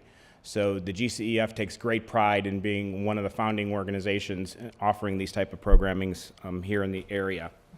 They offer nonprofit organizations an opportunity to fund specific programs that deal with LGBT youth, senior citizens, some of the more important social issues of our community, like same-sex marriage, housing issues, so a full spectrum of programming. There's a grant application that is filled out once a year by our applicants. It's a very rigorous process that the board takes very seriously. They look at every grant application, and of course, as all the funders know, we always get many, many more applications than we do dollars to expend. So there are some organizations that we have to say no to, even though they're offering some great programming.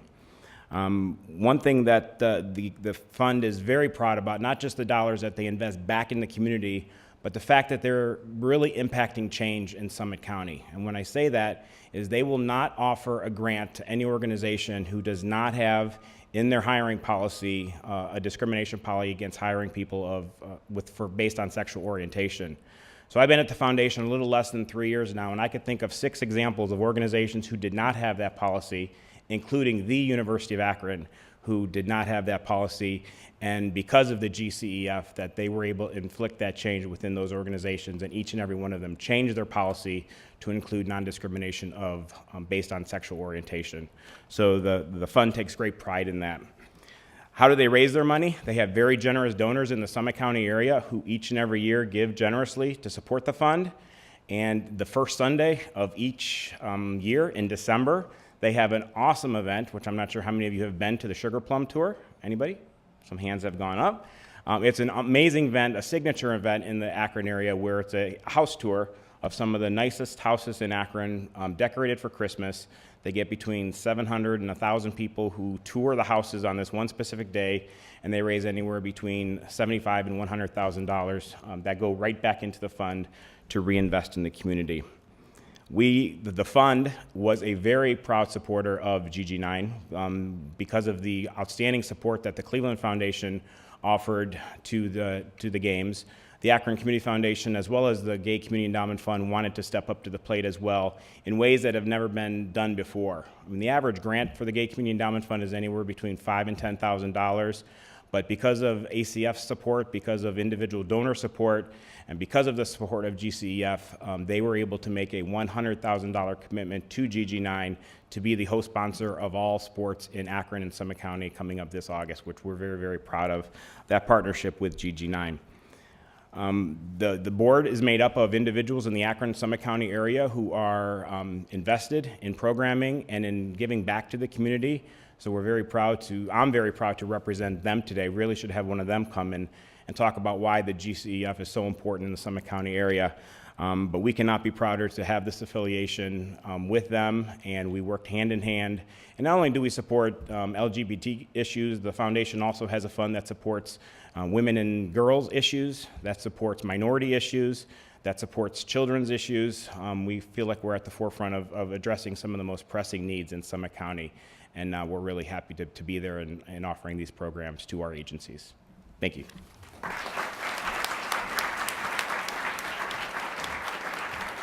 Thank you, John. Next up, we have Valda Lewis, who is the Vice President of the Board of the LGBT Community Center, and she's also the chair of the steering committee that is working on the Cleveland affiliation for the SAGE program. I'm delighted to be here. As you can see, I have a couple of nice, fancy, long titles there. What that really means is that I'm a volunteer. So we get to, call ourselves whatever we want. So I've been a volunteer, an advocate, an activist in the LGBT community for many years. And I am currently on the board, the VP of the board of the LGBT Center. And when I first went there, I was trying to think about what I could bring to the board that was missing or needed more. So I took myself off to the National LGBT Conference, Creating Change, to catch up on the national movement and was looking to see what kinds of programs were being developed and what we could use in Cleveland. And the first day I went to an all-day pre-conference institute on LGBT elder concerns and learned about SAGE. And that acronym stands for, not exactly, but it stands for Service and Advocacy for LGBT Elders, and that's defined as those of us who are 50 and older. So here was an established organization working on aging issues, laws, and policy at the national level. I learned that they were busy creating a network of local SAGE affiliates, and I talked with several SAGE affiliate directors about the work that they were doing. And I returned with an armful of information and a passionate determination to bring SAGE to Cleveland and to establish a program that would advocate for our seniors. And as anybody that knows me, once I get an idea and I want it to happen, then sometimes the description might be, I'm like a pit bull. I will talk to you, you can talk to me till you're blue in the face to tell me it's not a good thing, and I'll still tell you otherwise. So, but with this particular issue, everybody felt that this was a good thing, and so we immediately put the word out that we were looking for members to step forward for a steering committee to help make this happen. And immediately people came forward. I'm pleased to say we very early on, several local organizations and agencies involved in aging came on board. We have the Cuyahoga County Division of Senior and Adult Services, the Area Agency on Aging at Hospice of the Western Reserve, the VA Hospital, the Long-Term Care Ombudsman of Northeast Ohio, and Metro Health Clinic, and you'll be hearing from Dr. Ng right after me. So we also attracted a lot of LGBT seniors who had experience themselves in varying care provider issues and legal issues and so forth. So we got a really great working team together very quickly. And our first task was to put out a survey to assess the needs of the local community. And so we worked really hard, and our survey was highly successful. We discovered that other affiliate surveys averaged about 350 returns, and I'm pleased to brag that we had over 1,000 returns on our survey, and so we have some really good data that we're working with. We've held several community meetings and focus groups based on the survey outcomes and have written a 3-year plan, so we're on it. 3 key elements, I should say, to successful aging in any demographic: financial security, good health and health care, and social support and community engagement. So those are the 3 challenges there are additional challenges in all of those areas that LGBT elders face, and unique barriers and inequities. So our survey reported a perceived lack of LGBT medical competency and a widespread reluctance to treat LGBT patients. Now, whether this is real or it's perceived, if this is how people feel, then it's real to them. And so the barriers or the lack of competency is very real. Maybe not in every case, but if the perception is there, it becomes a reality. There's a perception of cultural incompetency in long-term care facilities, a fear of allowing home care into your home, a stranger coming into your home, financial advisors lacking specific knowledge about LGBT issues that affect the finances, and a very strong desire for LGBT social interaction, resulting significantly high reportings of loneliness, isolation, and depression. And the most significant outcome, really, the bottom line, is that most of our elder community do not know where to go to get the trustworthy information, reliable information that they need to even find out about what kind of benefits they may be entitled to. So we're really facing 3 major actions: information about and access to currently competent service providers, both legal and medical; cultural competency training for service providers in both the public and private sectors; and then specific opportunities for LGBT social interaction and communication. So that's where we're going. Establishing a strong program for our LGBT seniors would mean that we could begin to address the barriers and inequities and help our LGBT seniors to age with dignity. So, and one very last interesting fact that I wanted to put out that my partner said in a speech a few months ago, the LGBT community is the only minority that is abandoned by their families. And that has impacts, very much we think about homeless youth, but when you're old and you have no family to advocate for you, the significance of that comes back. And that's all I have to say. Thank you.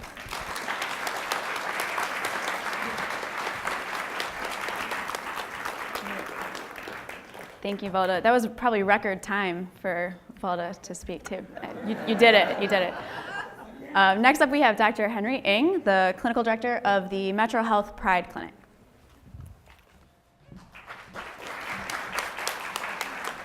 Good morning, everybody. I have the dubious honor of being the last of the lightning talks and having 5 minutes to sum up everything there is about LGBT health. I talk quickly, but I can't do that.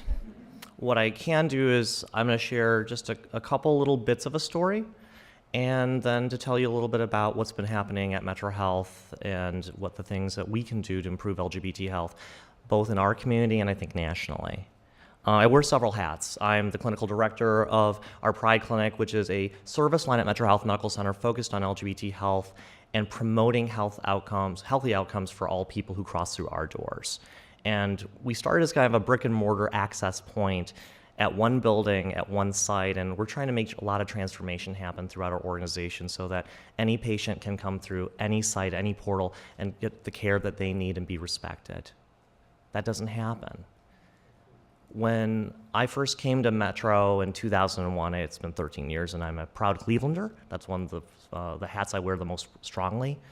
I didn't think that this would have been the place I settled down and be able to work and do this type of advocacy and activism at a county hospital. We started the first hospital-based LGBT health service in the country at a county hospital in the Midwest, in Cleveland, with the support of people like you who are here and all the people who are watching and listening to us, and so many other people who can't come out, who can't be here just yet. We represent all their voices. We provide them the services that they need in a respectful, honest, caring way when they are vulnerable. We all become vulnerable when we need health care.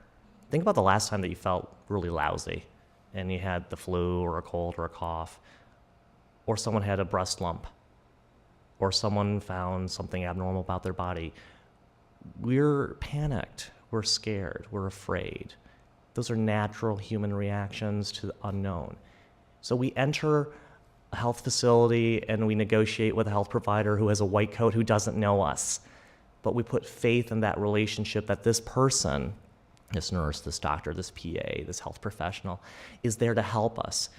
But unfortunately, we find that many times that person isn't completely helpful, that they might be judging or discriminatory or simply insensitive.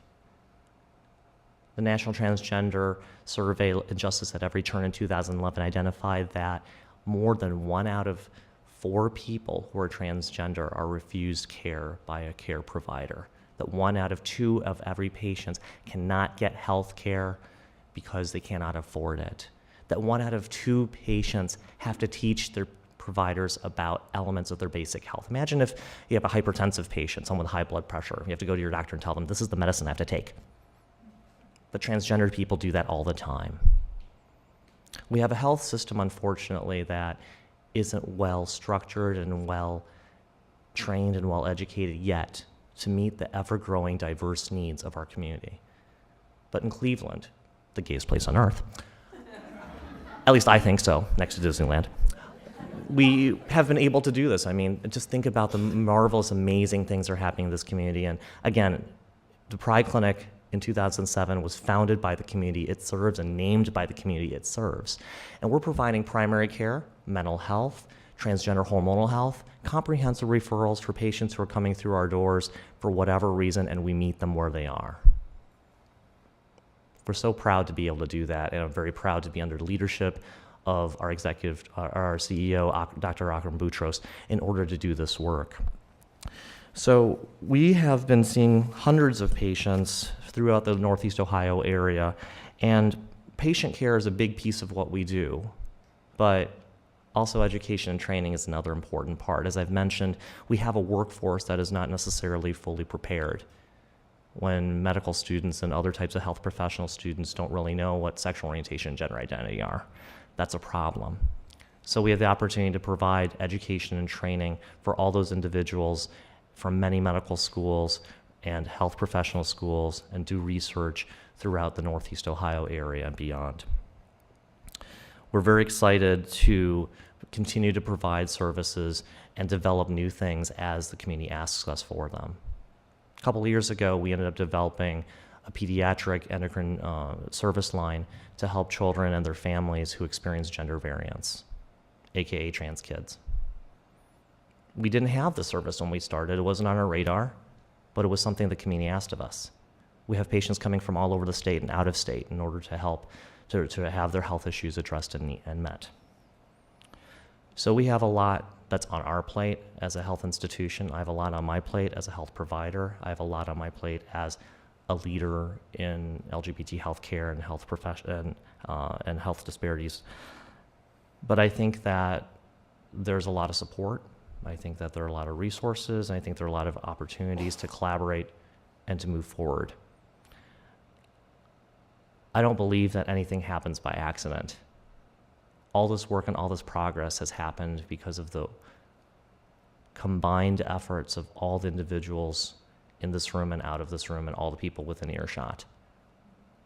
It also happens by providence. So I invite each and every one of you to consider what you can do to improve equality for LGBT people and also health equality for LGBT people. Thank you.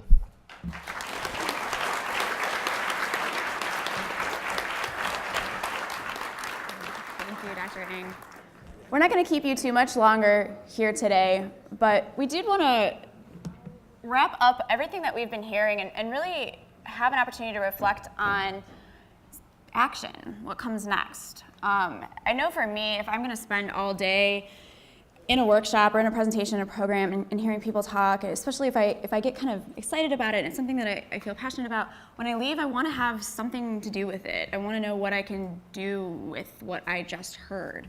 So I want to go into that a little bit. And again, I want to go back and thank our storytellers, Ben with the statistics, our lightning speakers, because what they brought for us today was a sense of the realness, the humanity that really connects all of us, despite our differences and our different background, our different experiences, our different stories.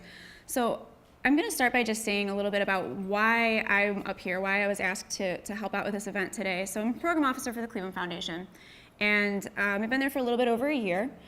And I had an amazing opportunity very early on when I started. I wasn't there all that long when we started talking about the gay games at the Cleveland Foundation. And I was new, and I was like, how much should I say? But I was like, you know what? I'm gonna need to be involved with that. So what can I say about this? And one of the things that really sticks with me, that I really hold dear to my heart, is the fact that the privilege that I have, how lucky I am. I am a member of the LGBT community, but I work for an organization where I'm not afraid that I'll be fired for that reason. There might be other things. Bob, please don't get any ideas. But I'm pretty sure that it's not going to happen because of my LGBT status. And the fact that I have that privilege means that I can provide that to somebody else through a network. That's capital, that's resource. So I'm gonna let Brian help figure out how to pull up my little presentation here. And I will say, I'm glad that Ben was the first one to go past the boundary, and they told me that there was going to be some kind of electroshock thing happening, but it didn't appear to affect Ben, so I think I'll be all right. So we'll see what happens. So I wanted to talk a little bit about, it's a little bit cut off, but I think you guys can pretty much see it. Social capital, this concept of social capital, and how my experience working at the Cleveland Foundation, working with the Gay Games, and how that's something that it's on my mind a lot. I think about it a lot, the sense of social capital.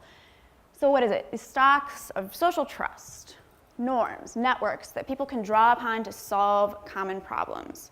These three components to it: resources that are embedded in a social structure, accessibility of social resources by individuals, and then the purposeful use or mobilization of those resources by individuals. So if we think about that for a minute, resources, what are they? It's knowledge, it's funds, it's space, it's time, it's skills.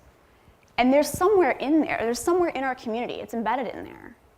But they don't do us any good if we can't get to them, right? We have to actually be able to access them, to use them. And then once we can access them, we have to do something with it. Otherwise, we can't get to the problem-solving piece, right? We can't make a difference. So if I think about myself and I think about the experience that I've had so far at the Cleveland Foundation and the fact that I started off with some social capital. I went to the Cleveland Foundation and I felt pretty confident that despite the lack of state laws and protections, I felt pretty confident that I could speak up on behalf of the LGBT community and even identify myself as a member of the LGBT community and not have to fear that my job would be in jeopardy. That was some social capital that started me off. I had that to begin with. The Cleveland Foundation has resources. There are resources in the Cleveland Foundation, not just funds, but connections, knowledge, skills, people, right? That's embedded in our social structure. So how do we access that? And that's part of what I do.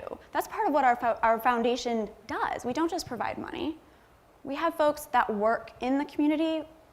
We engage with the community. My department is called Community Responsive Grant Making. We're responding to the needs of the community.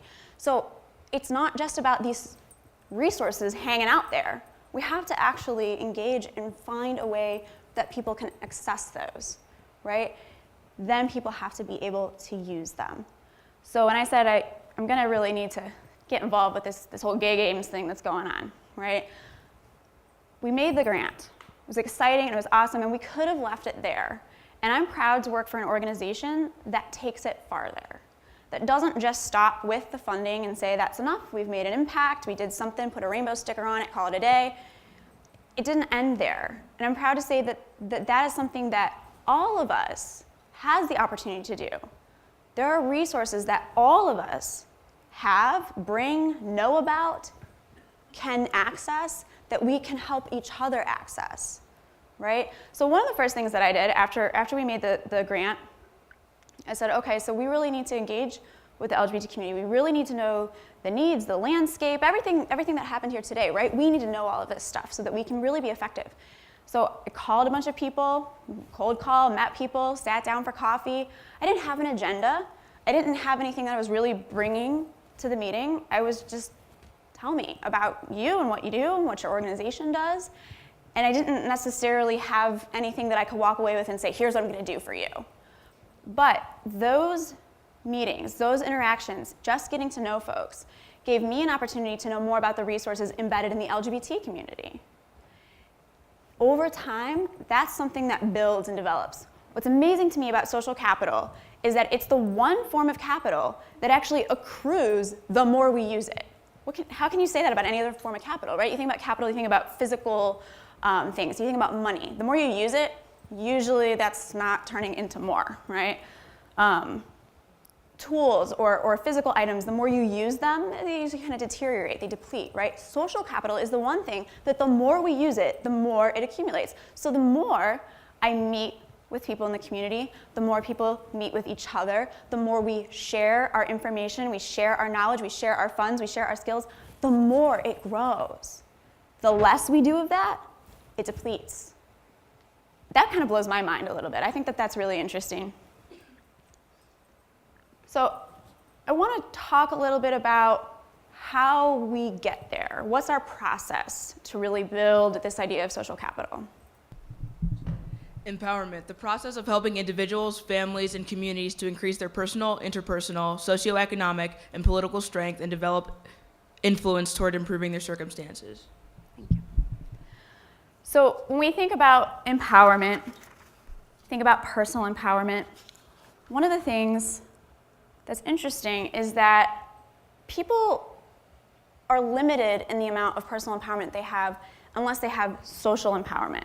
So if empowerment is the ability to control your own circumstances, but it's limited by your social environment, what do we do about that?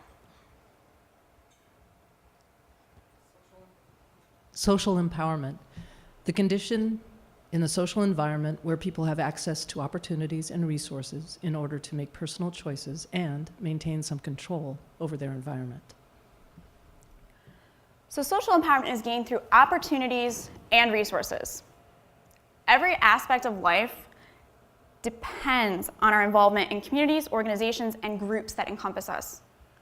So what do we do to actually create those opportunities and develop those resources?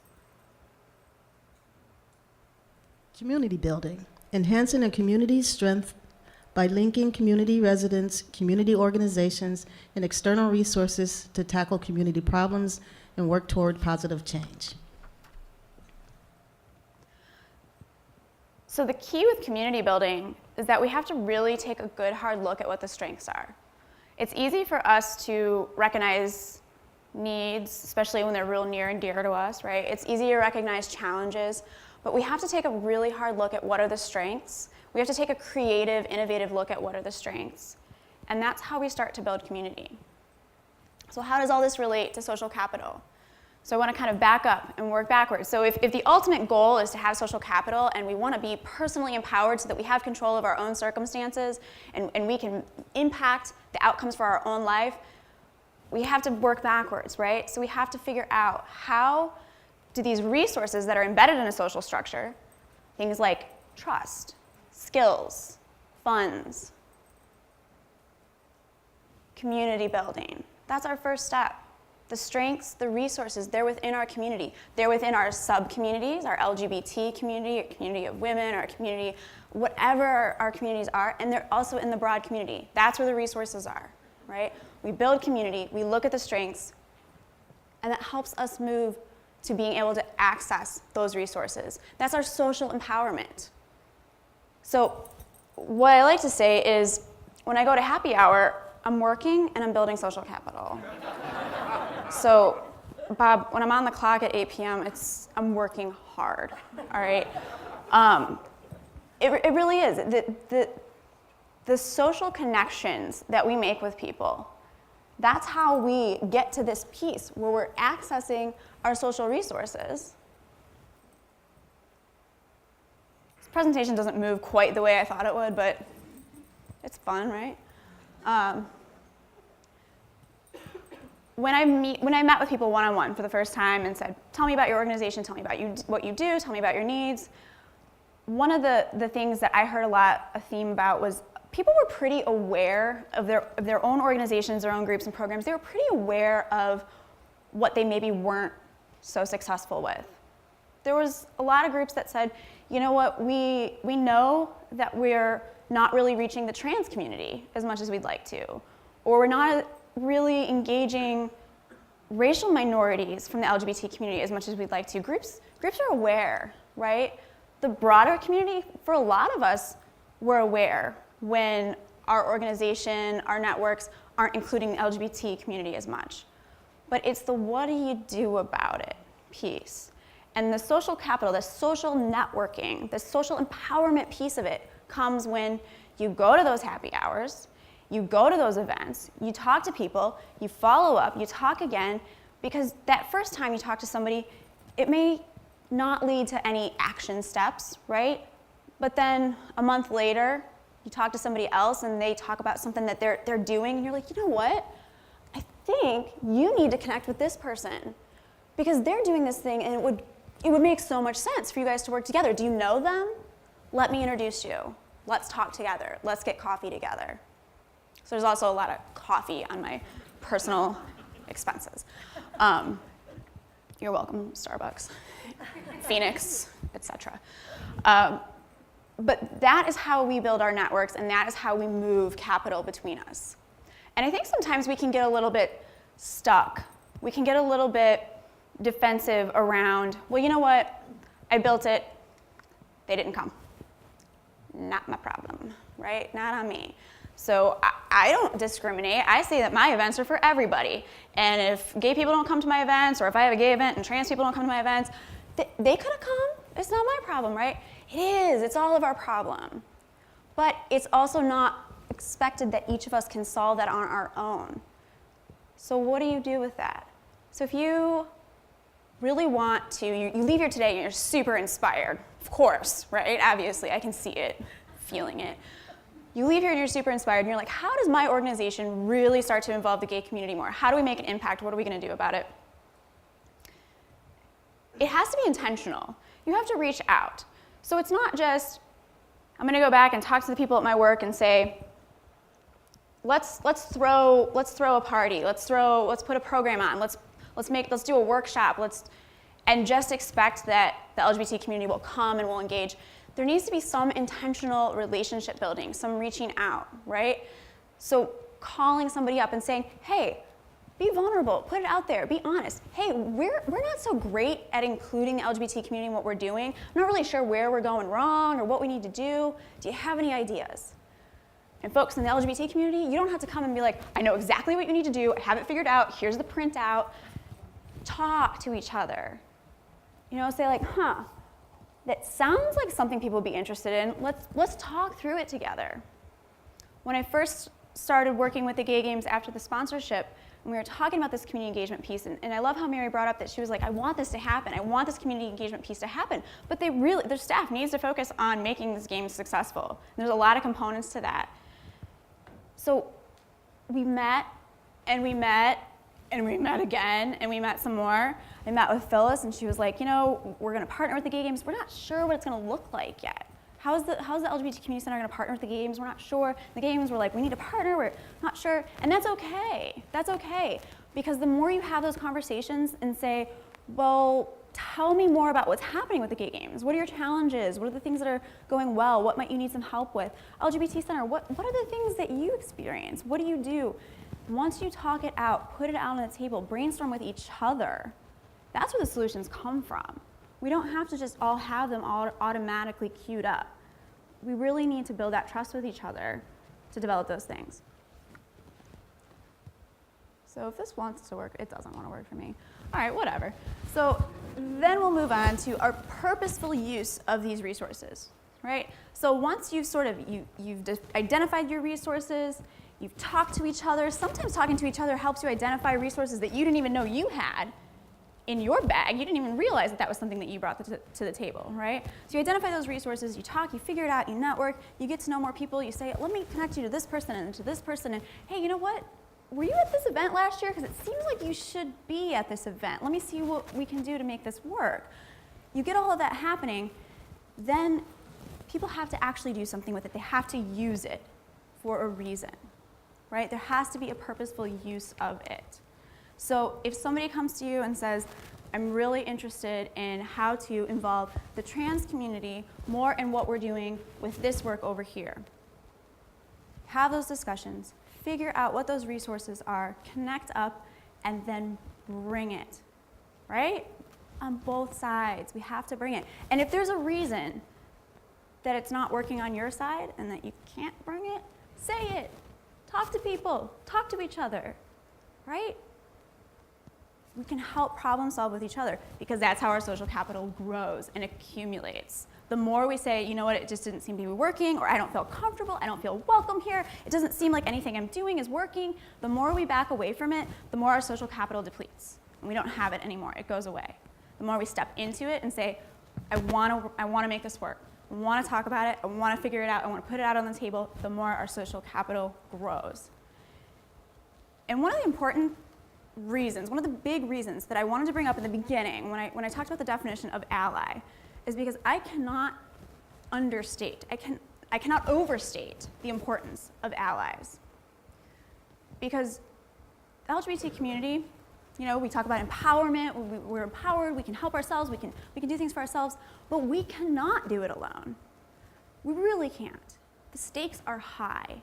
When you think about when you go back to work, to wherever you work, you go back to your community, the groups that you're involved with, the church that you're involved with, the stakes are higher for someone who's LGBT. Not even about coming out at work, but to go to work and say, hey, do we have any gay people on our board? Are we representing the gay people, the gay voice, the gay community? Are we representing them? Do we have anyone on our board? When we put this program together, when we do these services, have we considered how the gay community might benefit from it? That person doesn't even have to necessarily say they are a member of the gay community, but the fear that if I'm the one bringing it up, they're going to think that I'm gay, and then maybe they'll find out that I'm gay, and then how will people treat me? Well, they think I'm only interested in this topic because I'm gay. The stakes are higher. We need our straight allies to say this matters, this is important. Inequality means both sides are unequal. We should both care about it. So we really need our straight allies to think about these things.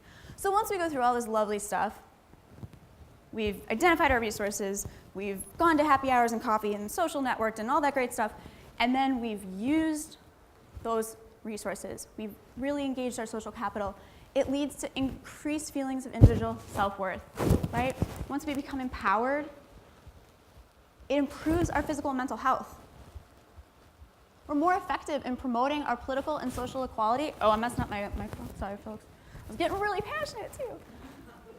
And we have greater economic prosperity. Once we engage all of these things, it leads us to this, which are pretty powerful things. So before this event, I put together a little survey because I said, how can I possibly stand up here and talk about community building and social capital and networking and all this great stuff, and it just be coming from my voice, right? Because it's not about what I know, it's not about what's been researched, it really is about all of us. So I put together a little survey and I sent it out to LGBT organizations that I was familiar with. Many of the LGBT organizations that are going to be represented out in the lobby when we do our networking are people who participated in this survey. And I asked, tell me, what are the top things that you think would have the greatest impact on your particular group or organization's success? So I think that this is interesting for all of us to take a look at. So the number one thing, unsurprisingly, was funding, right? We always kind of laugh like, oh, of course. But it's significant, it's important. Everything that Ben showed us, there's a gap, right? We have some pretty high need, there's some gap. I mean, quickly being closed by the Cleveland Foundation. Thank you for my job, Bob. But there is a gap. The second one is partnerships with well-established local organizations. I found that really interesting. That group said that that was one of the most important things that could make an impact, was partnering with local organizations. Technical assistance. So having somebody help your organization, your group, with things like marketing, things like, what do you do every day? Do you know, are you an HR professional? Are you a graphic designer? Can you help an LGBT group or organization that we know is under-resourced, right? We know the funding is a little tricky. So can you provide some of those things? Board development. Training and recruiting board members with specialized skills and connections. Remembering that we can't just do it alone, and we don't have all of the information. Staff and group member training, leadership succession planning. A lot of our organizations have been founded by people who were passionate. They've put all their time, their energy into it. Then what? What happens next? Who comes next? We have to work on succession planning, and that's something we can help with. And then finally, partnerships with well-established state or national organizations. And the final thing that I asked folks on the survey was to tell me, what do you think are the most effective ways to advance the Northeast Ohio LGBT community? Once again, funding, number one. The second one was tied between developing LGBT political and public leadership, developing leadership, and then stronger legal protections for LGBT individuals. And it's really interesting that those two were tied because they're really hand in hand, right? The third was intentional inclusion of LGBT individuals in the design of services and programs. That's something that all of us can do. we can start to think about how do we intentionally include LGBT individuals in the work that we do every day. LGBT representation on boards and advisory committees, again, that voice, that perspective. And then opportunities for meaningful networking, which I have something exciting to share with you. We're about to have some meaningful networking up in here, okay? So before we all leave today, we have an array of fantastic groups that have information and great stuff out on the tables out in the lobby. And I know we've all been to those information fairs where you walk past the tables and you're like, okay, thank you, thank you, thank you, thank you, thank you. You go home and you're like, recycle, recycle. What did I do with this stuff? Like, who needs it, right? I created a trivia for you guys today. Hopefully most of you got it as you walked in. If not, trust me, it will be circulating. So I'm hoping that everyone will engage in their trivia, networking trivia. So the whole point is just, I know it's awkward and weird to walk up to a table and just be like, hey, table full of gay people, what do you do for the community, right? So there's some icebreakers, some talking points, some things learned. I mean, there are things on there that I couldn't answer for you without going and talking to some of the groups and finding out the answers. There are some things on there that probably the groups themselves wouldn't be able to answer about each other. All right, so this is not just about the broad community getting to know the LGBT community, it's about all of us getting to know each other and just having an opportunity to talk and chat. So what I want to leave you with is the reason for that exercise is not just so that you'll be really, really good at gay Trivial Pursuit by the end of this, but that when you want to do these things, right, when you want to help develop leadership, when you want to intentionally include the LGBT community in the design of your programs, when you want to think about having representation on your boards, you're going to start to know people. You're going to start to know who to call and say, how do I represent you? Is that my time up? Is that what's happening? Okay. And I'm done. I want to thank you all very much for being here. I want to thank, and Dave is going to come up before we release everyone to the exciting networking. Dave is going to come up and say a few more words. I want to just thank the Foundation Center because what an amazing example of social capital in action. The Foundation Center reached out with this topic. This was not my idea. This was not, hey guys, would you do this? They called and said, we really want to do this topic. We think this is important. This is an issue, something in the community. That's amazing. And the collaboration that has come because of that, the photo exhibit that you see out there, the folks that came together to sponsor that photo exhibit, that is the first time that photo exhibit has ever been brought to Cleveland. And it will be at the Foundation Library. And there's going to be some exciting announcements coming up in the next couple of weeks about where else it will be. So I want to make sure that we really take the time to thank Brian for all of his hard work. He's got texts from me at all hours of the night. It was really uncalled for, and I'm so sorry. And Dave and everything that they've done to really, truly put it out there and be a part of this community, and we appreciate it. So, Dave, come on.